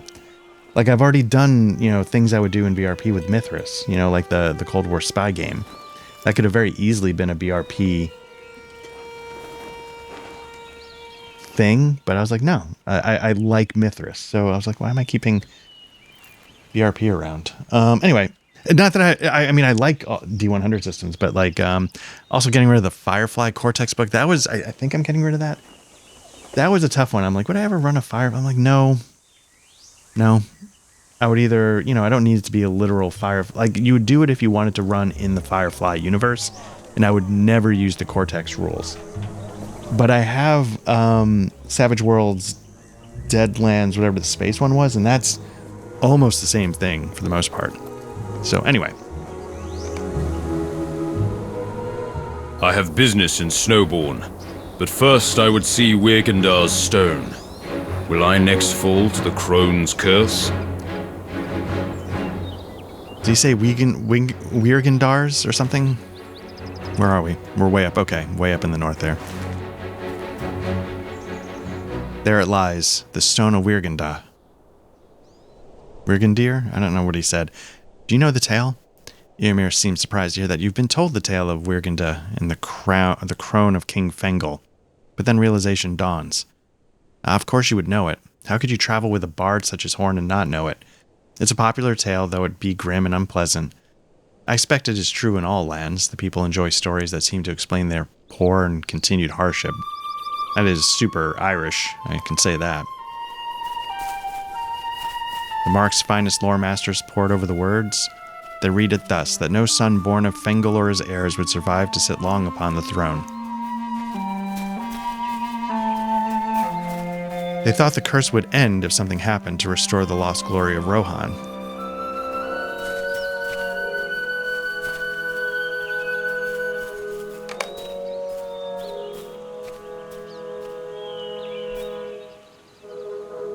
It was thought for many years that Wirgenda's curse had already expired. My uncle's father, Thengel, lived in Gondor, and the lords of Rohan called a Witan and begged him to return to the Mark and take the throne. They said he was virtuous enough and would be such a good king that his reign was certain to end the curse indeed. Thengel lived long, and his son Theoden now has had many years behind him. It seems now, with the death of Prince Theodred, that the curse merely slumbered. Perhaps it did not affect Thengel or my uncle because they were already born, or because they were not in the Riddermark when it was set. None but Wirgenda can know, and she is long dead. The curse that did not affect Thengel did affect his daughters, and few of their sons survived to reach adulthood. I am of the line of King Fengel. Will the curse of Wirgenda now affect me? Am I fated to die and Rohan to suffer? Will all I seek to accomplish come to naught? I'd been so certain the curse was broken, as had been all of Rohan. What it must be like to labor neath the shadow of such a thing and never know when it will reveal its fangs. If Eomer, out of fear, refuses to fight the evils that face our land, then King Fengel's greed will have struck the death blow for Rohan.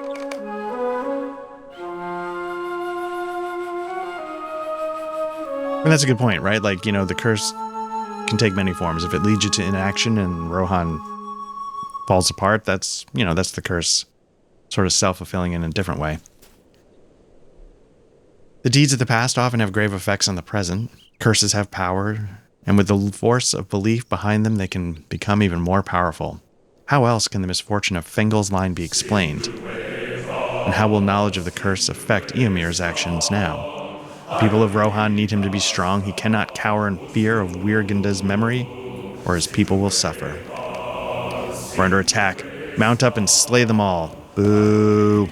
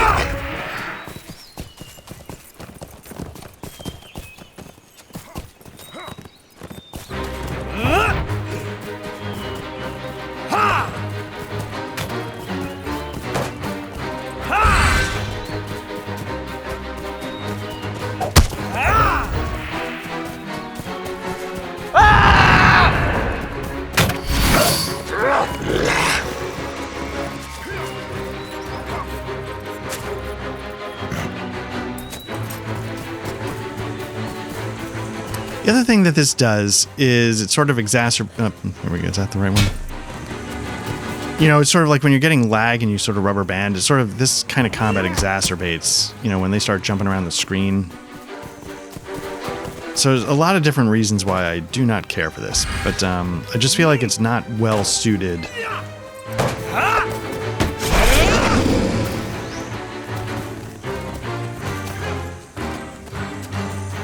I mean, who am I to judge, right? Like, whatever.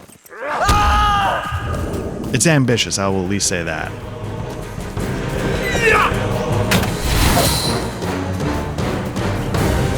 Because think of it like, like this game is not meant to do any of this, and it's doing all of it, so it's...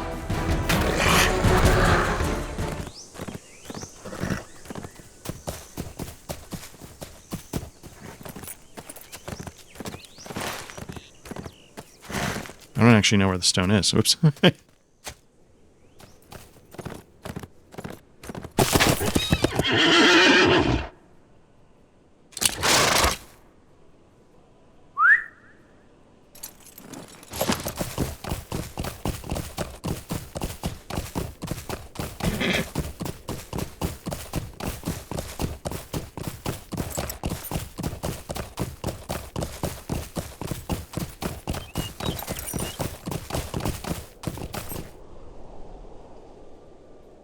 The orcs have unwittingly helped me.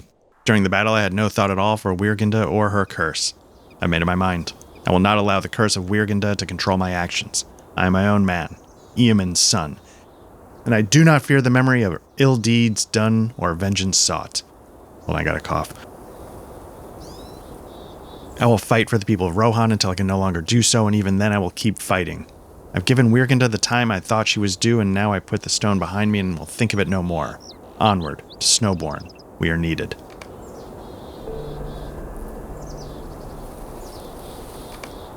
All right.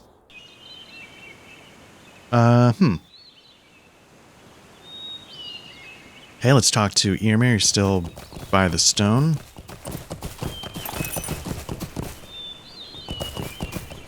Thank you for your help, friend.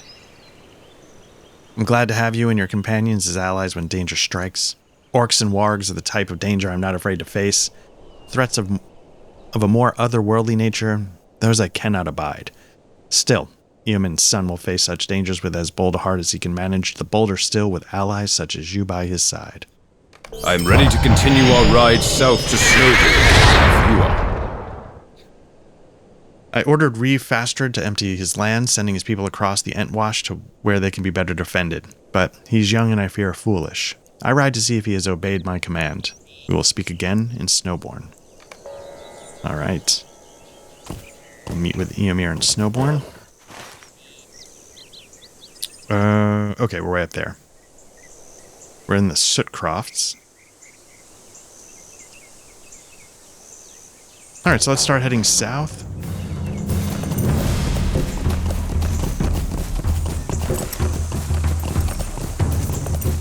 It's the road up ahead. Oh. No, that's not a road, that's a river.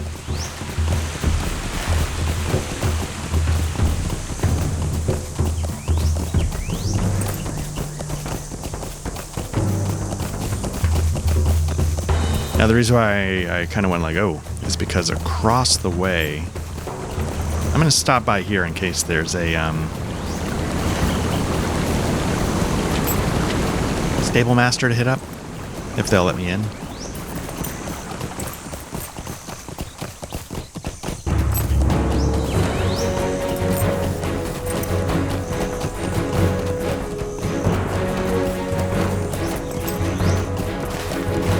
Discovered Garsfeld. Here's the stable master. Get that going. Welcome and well met, my friend. Yeah, so the thing that jumped out at me, here's another player. We got a level 84 Guardian. Very nice. Always glad to see Guardians. I like seeing the old school classes. Guardians, it's that tower. That's what I was looking at.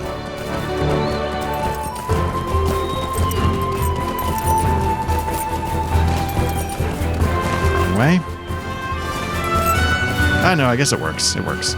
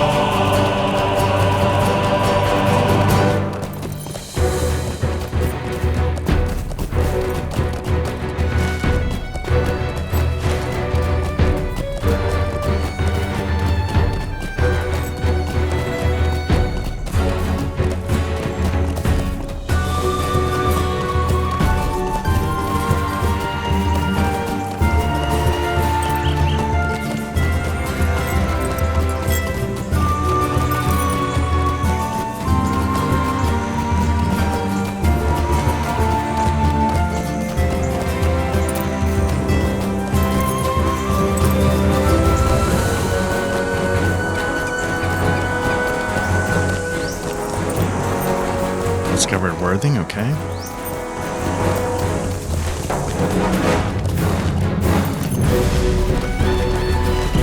Snowborn, here we go.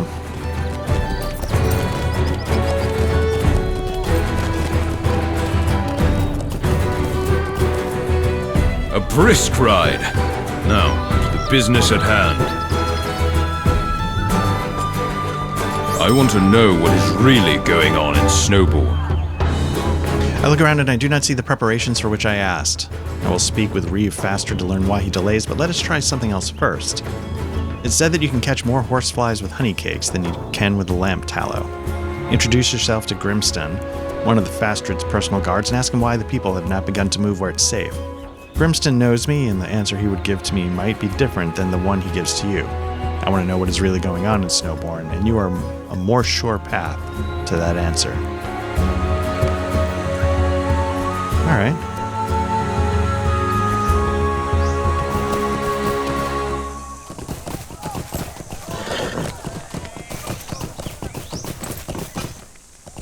So this seems like sort of like an active, bustling Rohirrim community.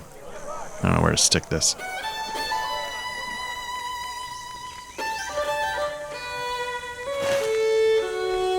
Who are you?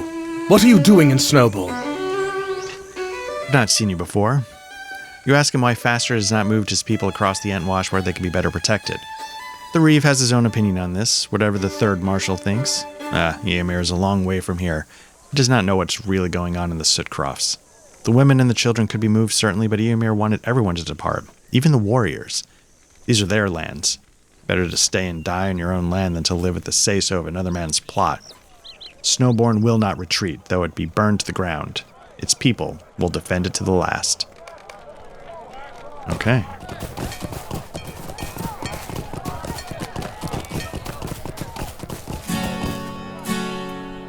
That is what I suspected. Okay, I'll go speak with Reeve Fastred, but he may need more evidence to be convinced of the danger his people face. Ride onto the plains of the Sootcrofts and defeat Mordor corruptors and warg riders, seizing their implements of destruction, spears and fire pots. Bring them back to me and I will show this evidence to the Reeve. If that does not change his mind, we may need to try something else.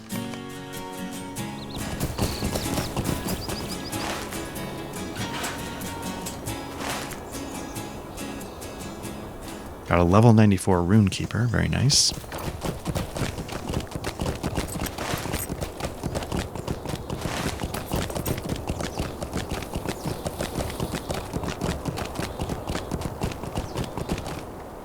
Can't tell, is that a, Would you do something for me? Let's skip that. If there's other quests, I might, because I'm looking at some of the enemy types, and I would not be surprised if they were thinking I was maybe a level 80 and above here. What business have you? A lot of red enemies out there, which is fine. It means more experience. Level 141 Hunter. 94, okay.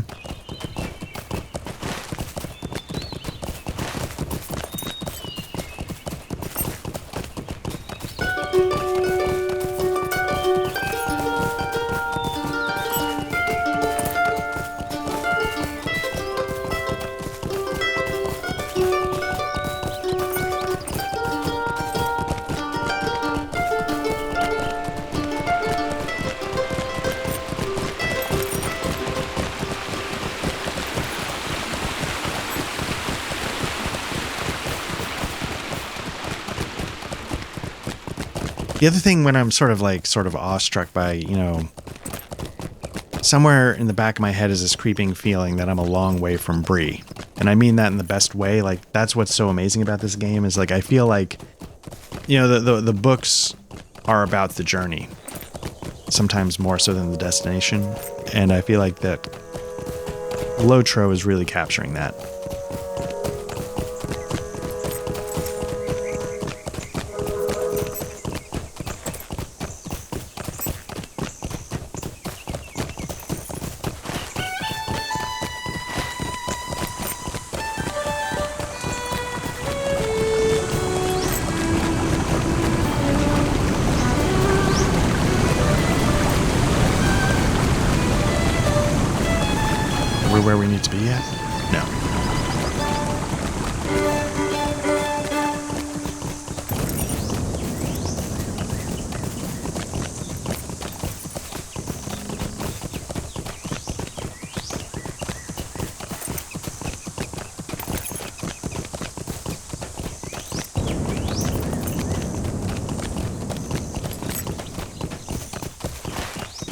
Oop, just blew right past it. Okay.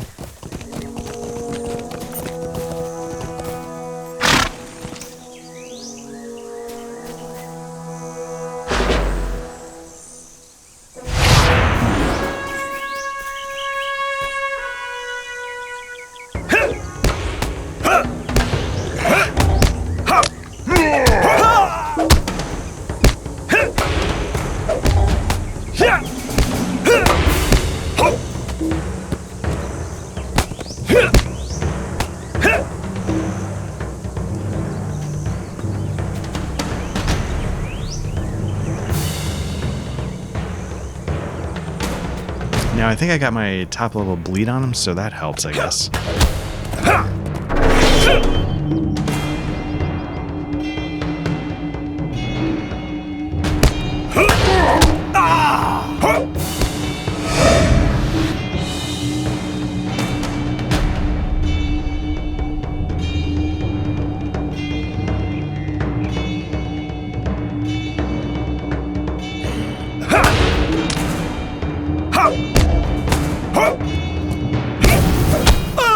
Hopefully that bleed does it, because...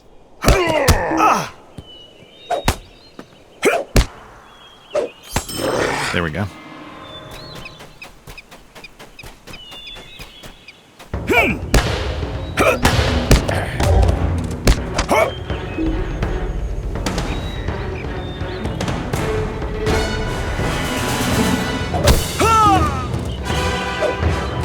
Got the bleed on him. Okay, that'll help.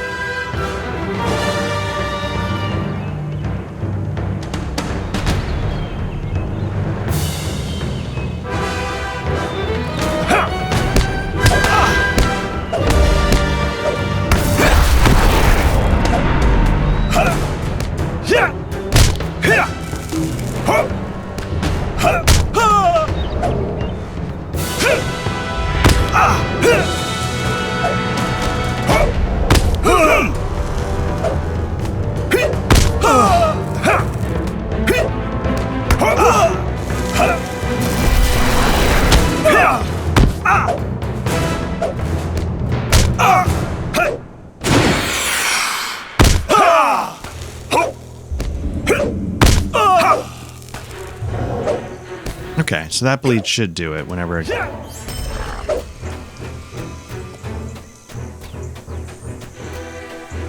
But boo for not giving me a pot every single time.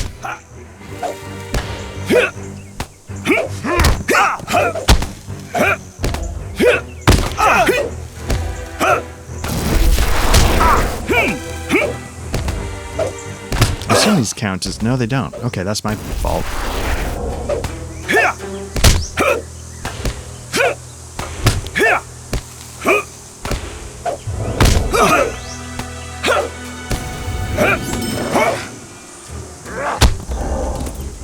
So there's a... Okay, so that's a rider right there. So there is a difference. Okay.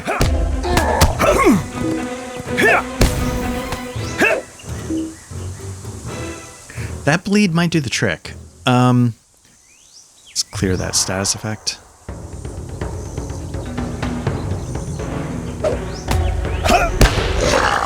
Nice. Is that a warg rider? Nice. Okay, let's start this up with a heal, since we're most of the way there and I'm pretty low. I guess that might explain why the other two, the Defilers, just stood there and this guy took off.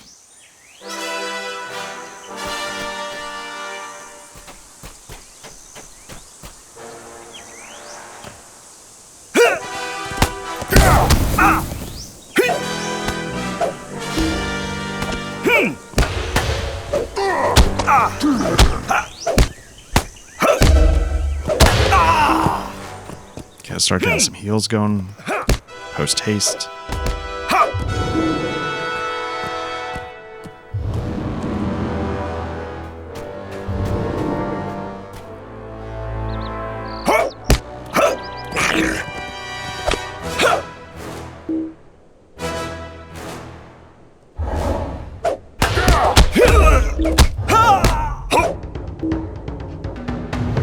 That bleed didn't kick off, so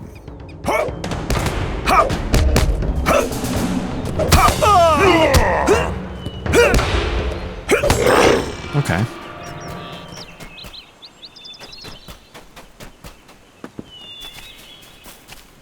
There's a rider. Let's keep that going with the bleed buildup. Nope, didn't count.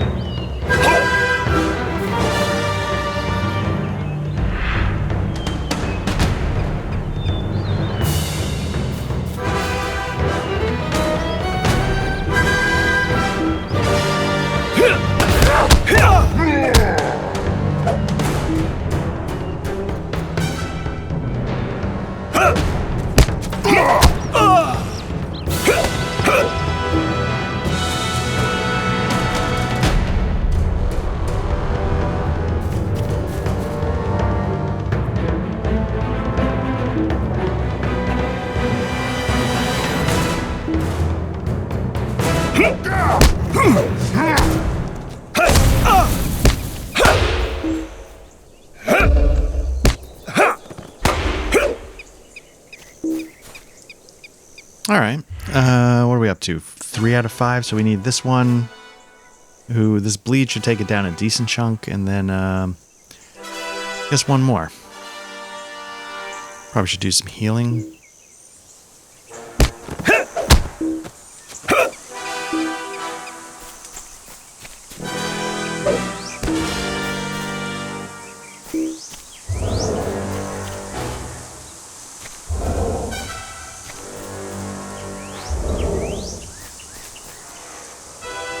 And part of what makes, not nervous, but like, you know, you start riding all across the countryside. Next thing you know, you've sort of triggered 3 different enemies.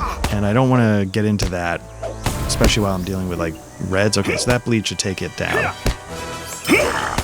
And then let's get this going. I probably should do the one that slows him down. I think I have a spear attack that does that. Javelin attack, what's this? Ambush, no.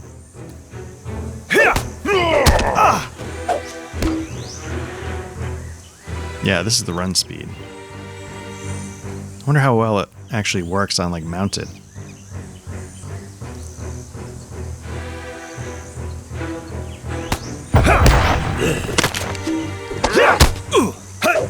Doesn't seem to do much.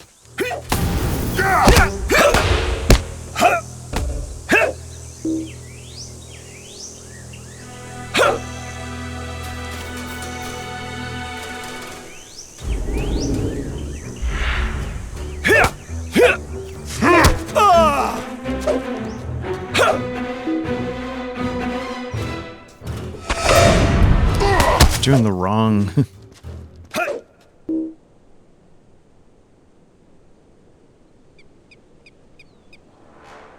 Getting them out of order. I meant to do a shield first heal in that last gambit, and it started with a spear for some reason. I mean, my timing is the reason, but...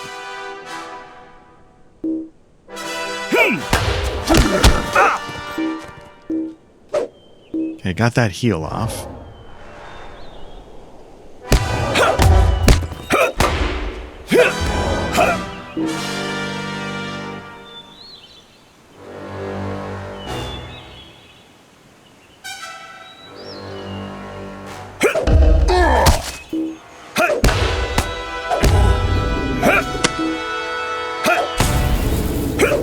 Okay, regardless of that, bleed should do the trick.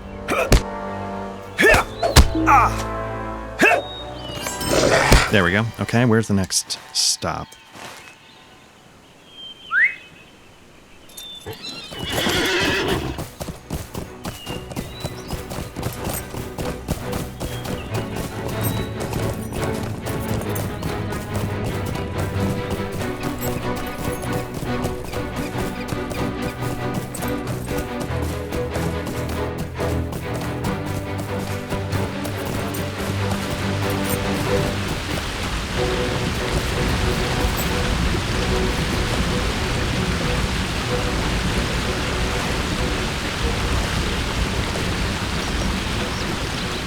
We discovered Fu Mao. It isn't really where we're supposed to be looking.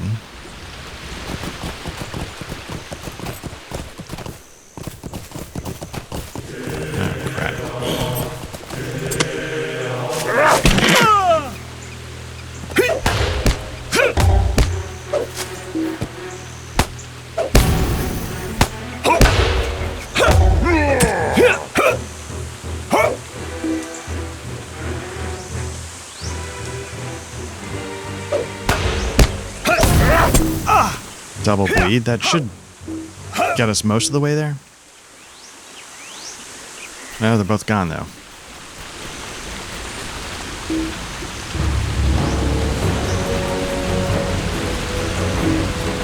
Okay, so something wigged out there that I'm not going to worry about. We got to figure out, though, where these...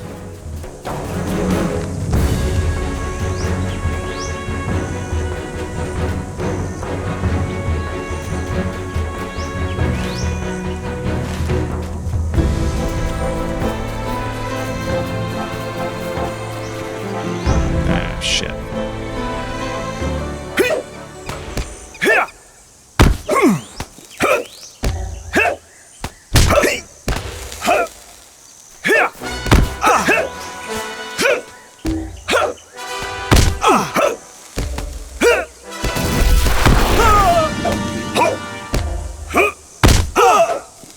These seem to be the ones that just stand there for a fight, so that's good.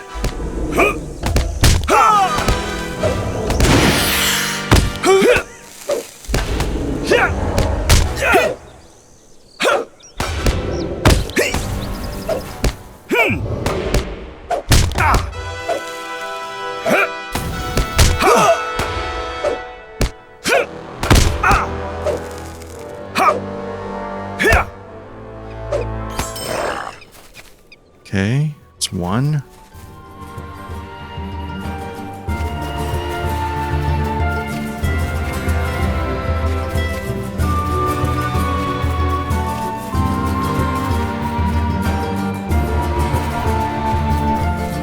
They're not messing around with the riders, though, right? They've got plenty of them.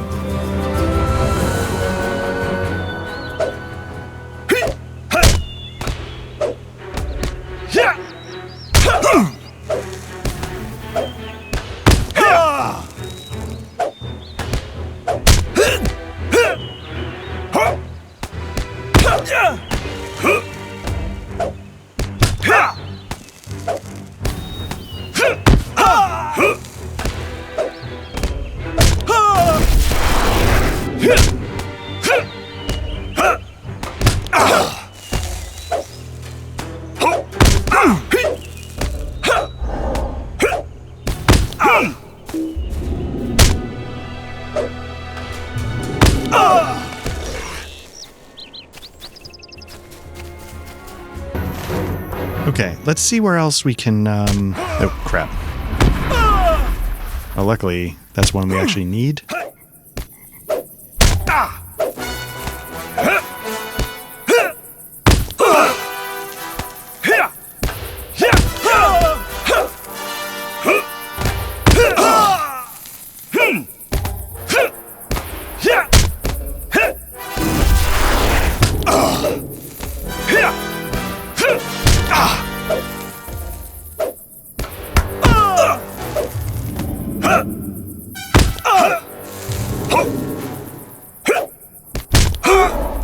Now, I feel like if I get the 4 combo bleed off and it takes... I don't know if it took. I was going to say, that probably would have done it.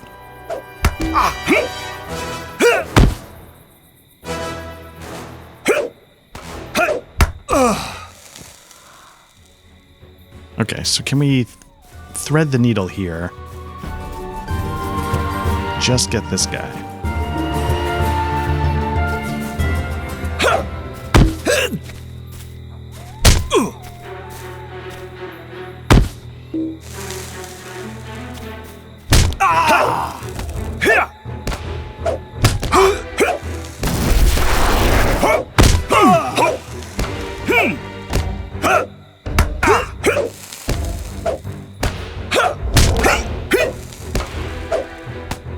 So in theory, I've got 3 health stacked, so hopefully that's gonna get me ahead of the incoming damage curve.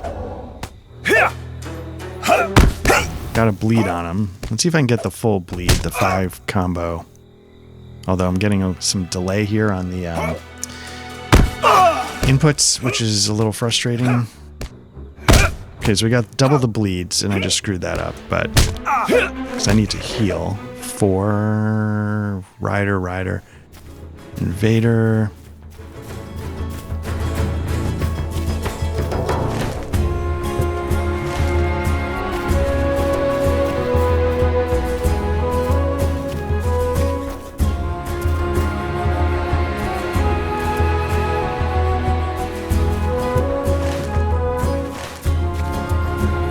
Again, all of a sudden the input lag is really kicking in.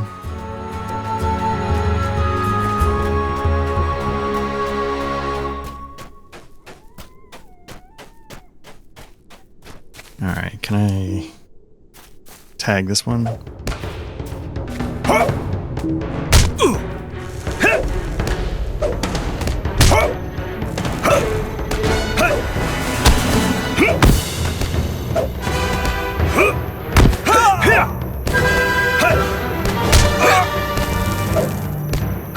I wonder if it's better to just get those 4 and a 3 stacked, then go with the 5. So you've got, while you're building up the 5, you're getting the whole 4 and a 3 going at the same time. So maybe that's faster in terms of knocking down the damage. Okay, so we got a bit of a ways to go. We've got what we need.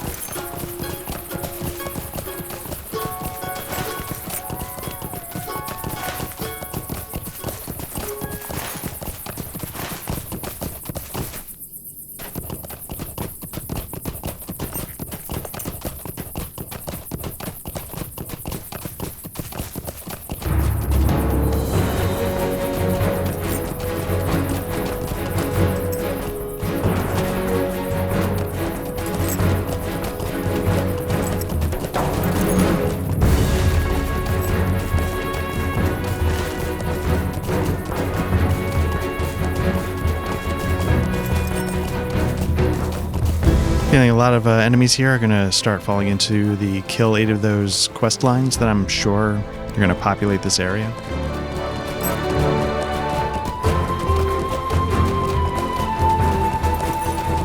If I kill 4 more, I'm going to get a deed. I've got 96 out of 100 for like kill orcs in the XYZ area.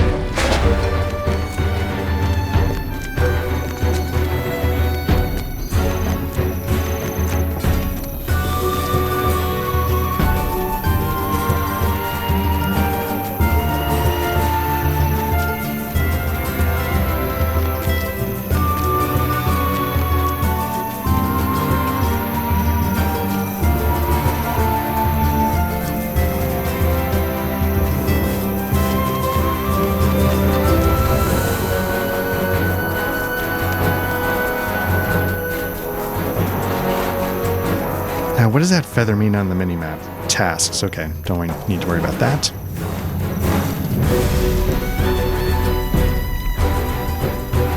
'85 Guardian again. Maybe I ran into that one earlier, but again. Very good. This will show Reeve Fastrid what his people may face. While I speak with the Reeve, I would have you spar with some of his people. Okay. Fastrid is young and hot-headed and thinks death in battle is the most noble of ends. Certainly, I cannot gainsay the value of death and glory, but not for his people. Most of the people who live in Snowbourne are not warriors. While I speak with the Reeve, I would have you spar with some of the people here, villagers, militia, and veterans alike. Horn told me you helped train Elfmar's men, and if Fastrid is truly willing to endanger the lives of his people in this way, I want them to have some basic training in battle. I hope none of them will have need of it, but if they do, we will rest easy knowing that we did all that we could for them. All right.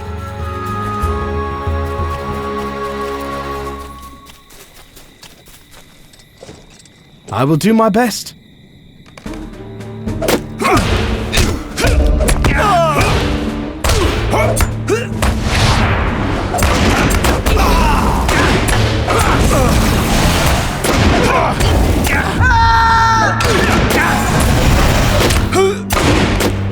right, you've achieved victory and the villager has improved a great deal. Very nice.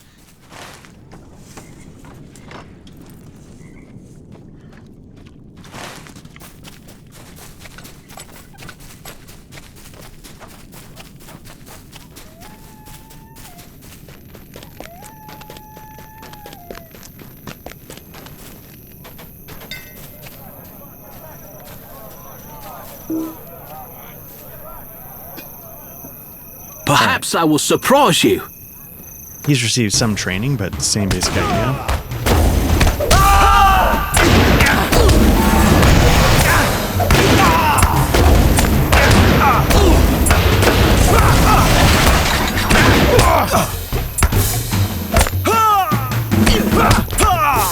Okay.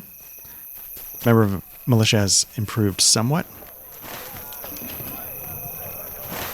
Yeah, this one's going to be a bit of a hike.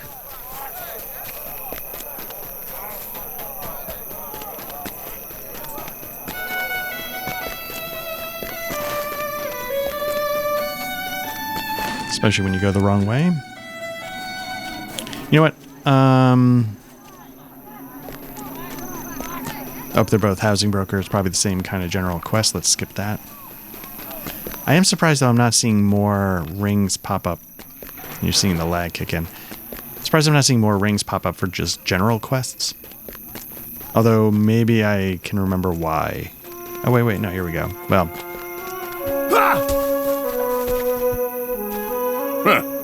Let us see what you can do. All right. This guy's not messing around. He's... signature. He's got some experience.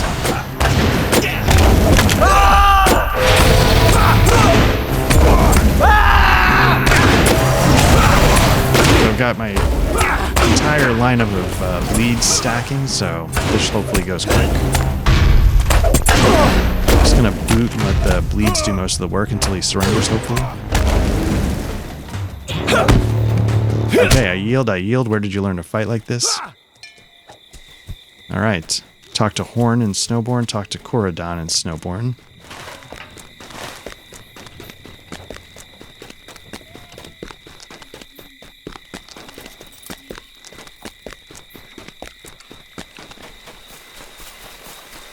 Few of the villagers would speak to me, and none wished to spar with me.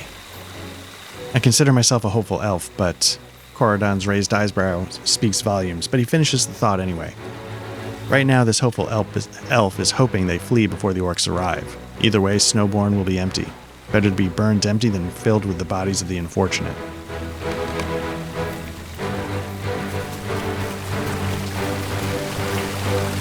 I saw Aoma emerging from his talk with Reeve Fastred. He did not look happy. I trained with some of the people.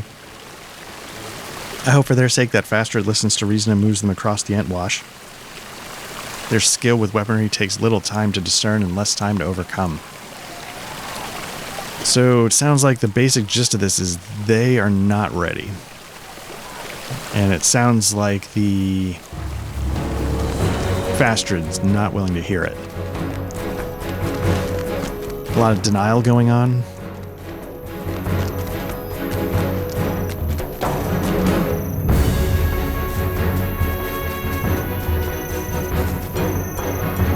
Fastred is a fool. I had planned to return to Edoras after this visit to Snowborn, but now we'll need to do so.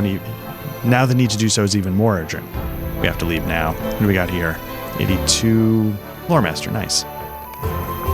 We have to return to Edoras at once. Okay. I need to report to the king that Fastred is refusing to move his people across the Entwash. We simply do not have the riders we would need to effectively defend them here. In West Rohan, we will have a better chance of protecting the people. Come with me to Edoras.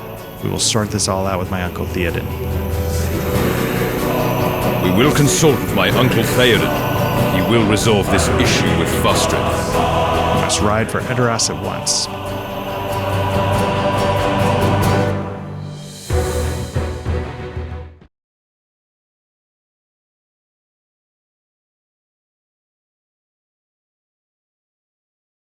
My Uncle Theoden will listen to me and put right the situation with Reeve Fastred. He is still king in Rohan.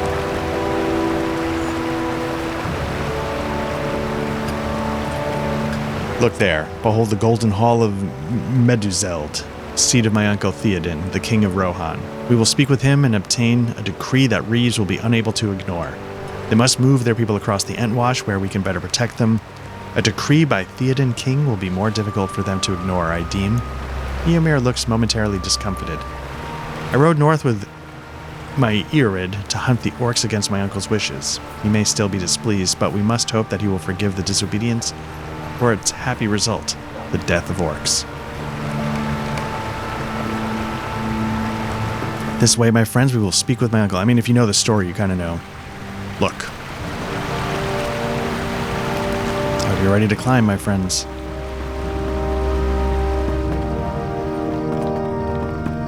Lord Eomer, did you fight in the orcs you sought? Aye, and destroyed them all.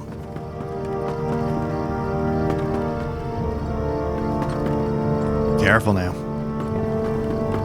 Something's not right, Black Lodge.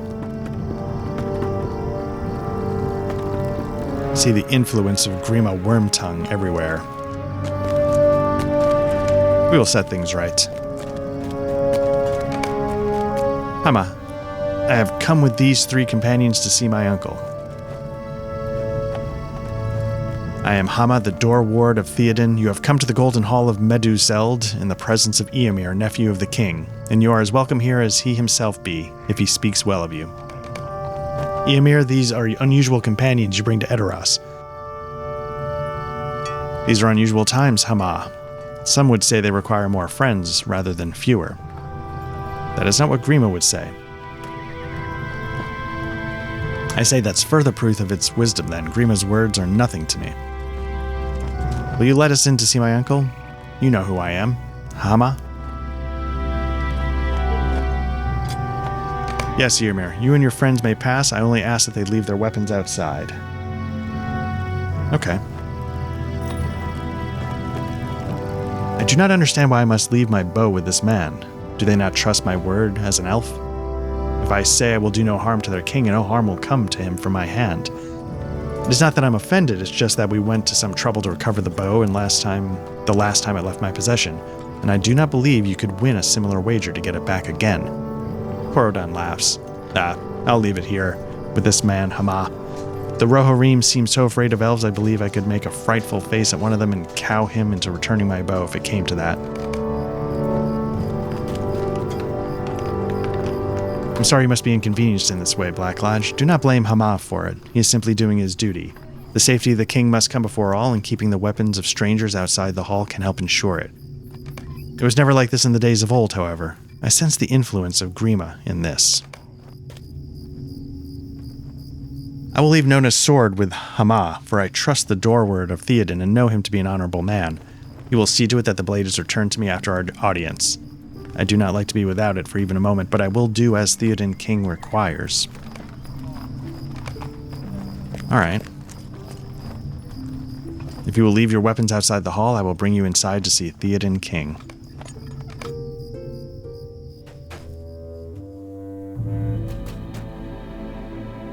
Come with me. I'll bring you before Theoden King. This way.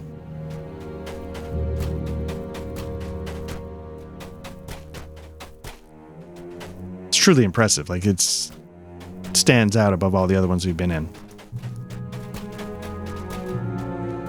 He will call you before him when he is ready for you. Until then, you must wait. My king, I have always served you faithfully and well. Faithfully? It is my master, Glewine. He taught me the craft when I was young. What has he done? I have been your minstrel for many years. It has been my honor and privilege. Enough of this, Bard. You are guilty of spreading lies and deceit throughout Edoras. Theoden King, please listen to me. Is that Wormtongue? Yeah. My minstrel, Glewine? I would never speak against you, my king. I did not mean... Guards, seize this man, cast him from Edoras, never to return. My king, please.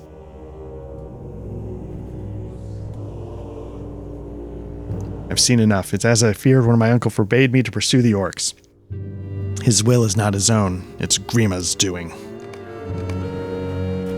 Uncle. Eomir. I've returned from the hunt. The orcs are destroyed. That's Eowyn. Eomir's sister's son. You dare return here after flouting the king's command not to pursue the orcs? The king's command? To my memory, it was your command, Grima Wormtongue. Your commands have the weight of a breeze in the grass to me. I speak with the king's voice. Something, Uncle, you must not worry yourself so. They're overlapping, I can't see. Theoden says, Grima, the orcs. Okay. See how you trouble the king. Your presence is painful to him. Eomir, stop! Grima, guard. So he sort of lunged at him.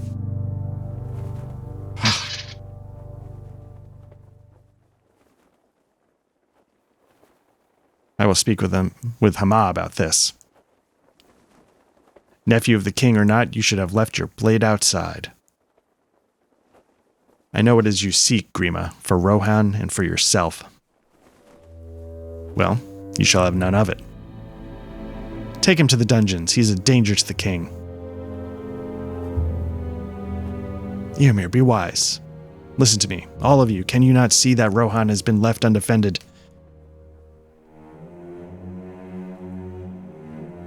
Bring Eomir to the dungeon and cast Gleowine from Edoras. It will not last, Grima. Whoops, am I in the way? One day you will be cast out in disgrace, Wormtongue. I hope I am there to see it.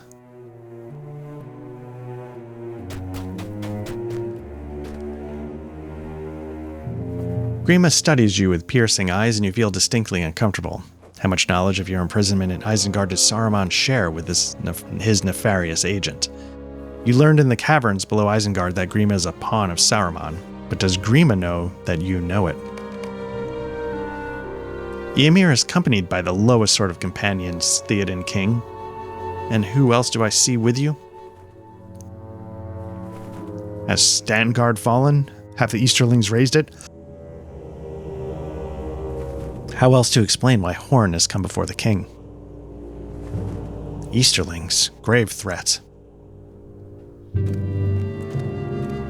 Theoden King, the men of Stangard are strong, but your land is beset by dangers. You must open your eyes and see. Silence. You speak the same treasons as Gleowine, your master. I speak the truth. You can't handle it. Had to do it.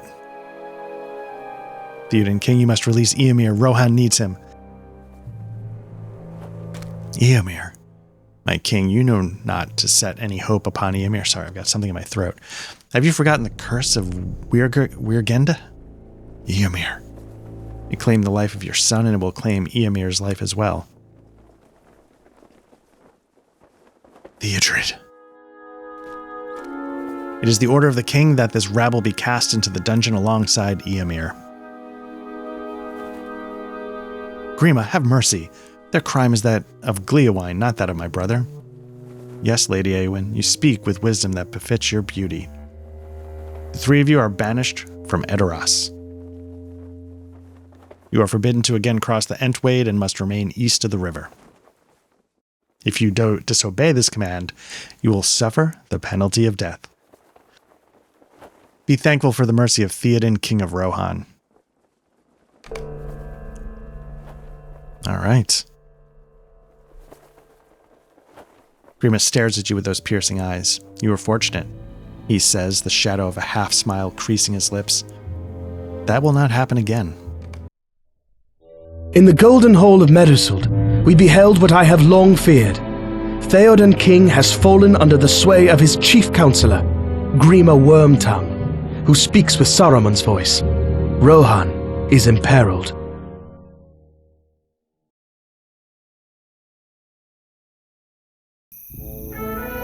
All right. Talk to Horn by the Entwade. Where are we now?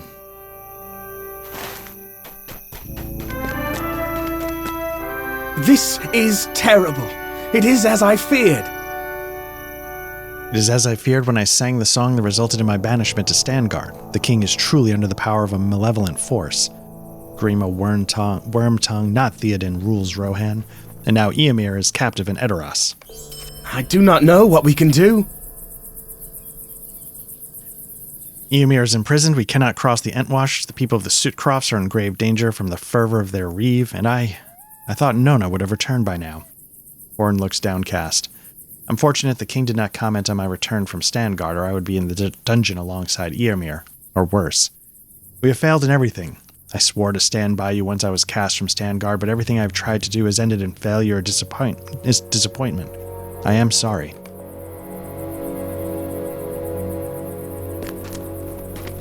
All right. By order of Theoden King, you three are to stay on this side of the Entwash. If this command of the king changes, I'll be informed by Raven, I do not doubt, but until then you stay there, and I will stay here. Why is Horn so upset? Have we not done what we set out to do? We tracked our mutual friends across the Eastham net, and only gave up the chase when we were assured of their safety. We did much good in Rohan. That is more than can be said for some of the Aldors and Thanes and Reeves we have encountered. We will see what the future what the future brings us, will we not? Corridon smiles at you. Think of Rudriff, Black Lodge.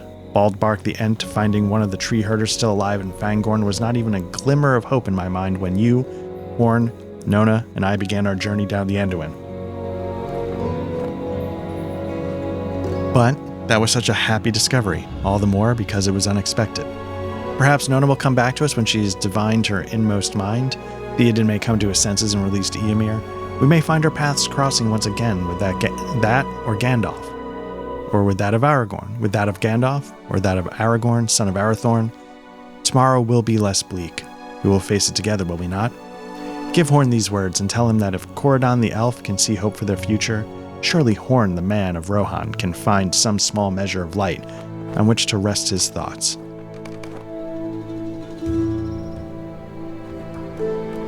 What would Corridon be saying today if we had not run into that Ent? You relay Corridon's words to Horn, and his gloomy expression gradually softens. And then, what would Corridon be saying today if we had not run into that Ent? He laughs. You're both right, my friend. Tomorrow will be brighter. There is no sense in mulling on the past or in worrying for the future. We will take it one day after another, as the sun rises and then sets, and then await the dawn with hope. We must do what we can for the people of East Rohan. We must help them prepare their defenses. We must help them fight what battles we can. And we must help them rebuild if the battles go ill. Who stands between the people of Rohan and their enemies? Horn grips the hilt of his sword with resolve and sets his shoulders. We do. We must not fail them.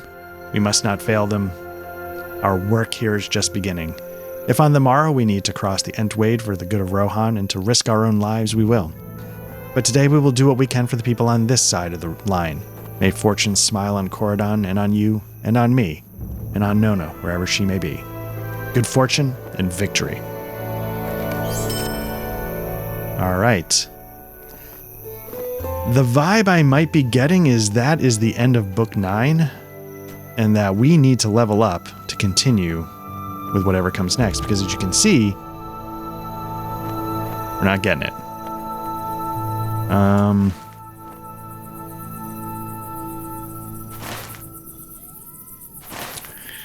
Which is cool. That's fine. What we need to do then is we need to start loading up what we used to have, and this is what might be something I do without the, quasi non-existent pressure of recording. So what I'll do is this: I'm going to bang out some of these side quests. I don't have a ton of distance to go to level 80. I'm like 2/3 of the way there, so it's not crazy. And hopefully I'll have what I'm assuming is Book 10 of Volume 3 ready to go the next time we come back. So thanks again to everybody who checked this out. This has been Black Lodge Trivia Night, continuing our book quest run for Lord of the Rings Online. If you're watching this, you know where our YouTube channel can be found. You've already watched. You've already checked us out. Like and subscribe if this is your thing. We're primarily a tabletop RPG actual play podcast, although we are also getting into some Souls discussion.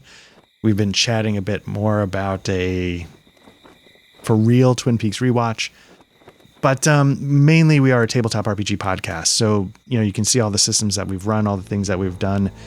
At the time of this recording, we've finished up Rosewood Abbey. We should be getting back into Cymberim, the thing that Matt had started. So I'm very excited for that. And, if you prefer audio versions of that kind of stuff, just search for Black Lodge Trivia Night wherever you get your podcasts, and we should show up. If you want, jump into the Discord. We can shoot the breeze about all this kind of stuff. We try and organize a game or two.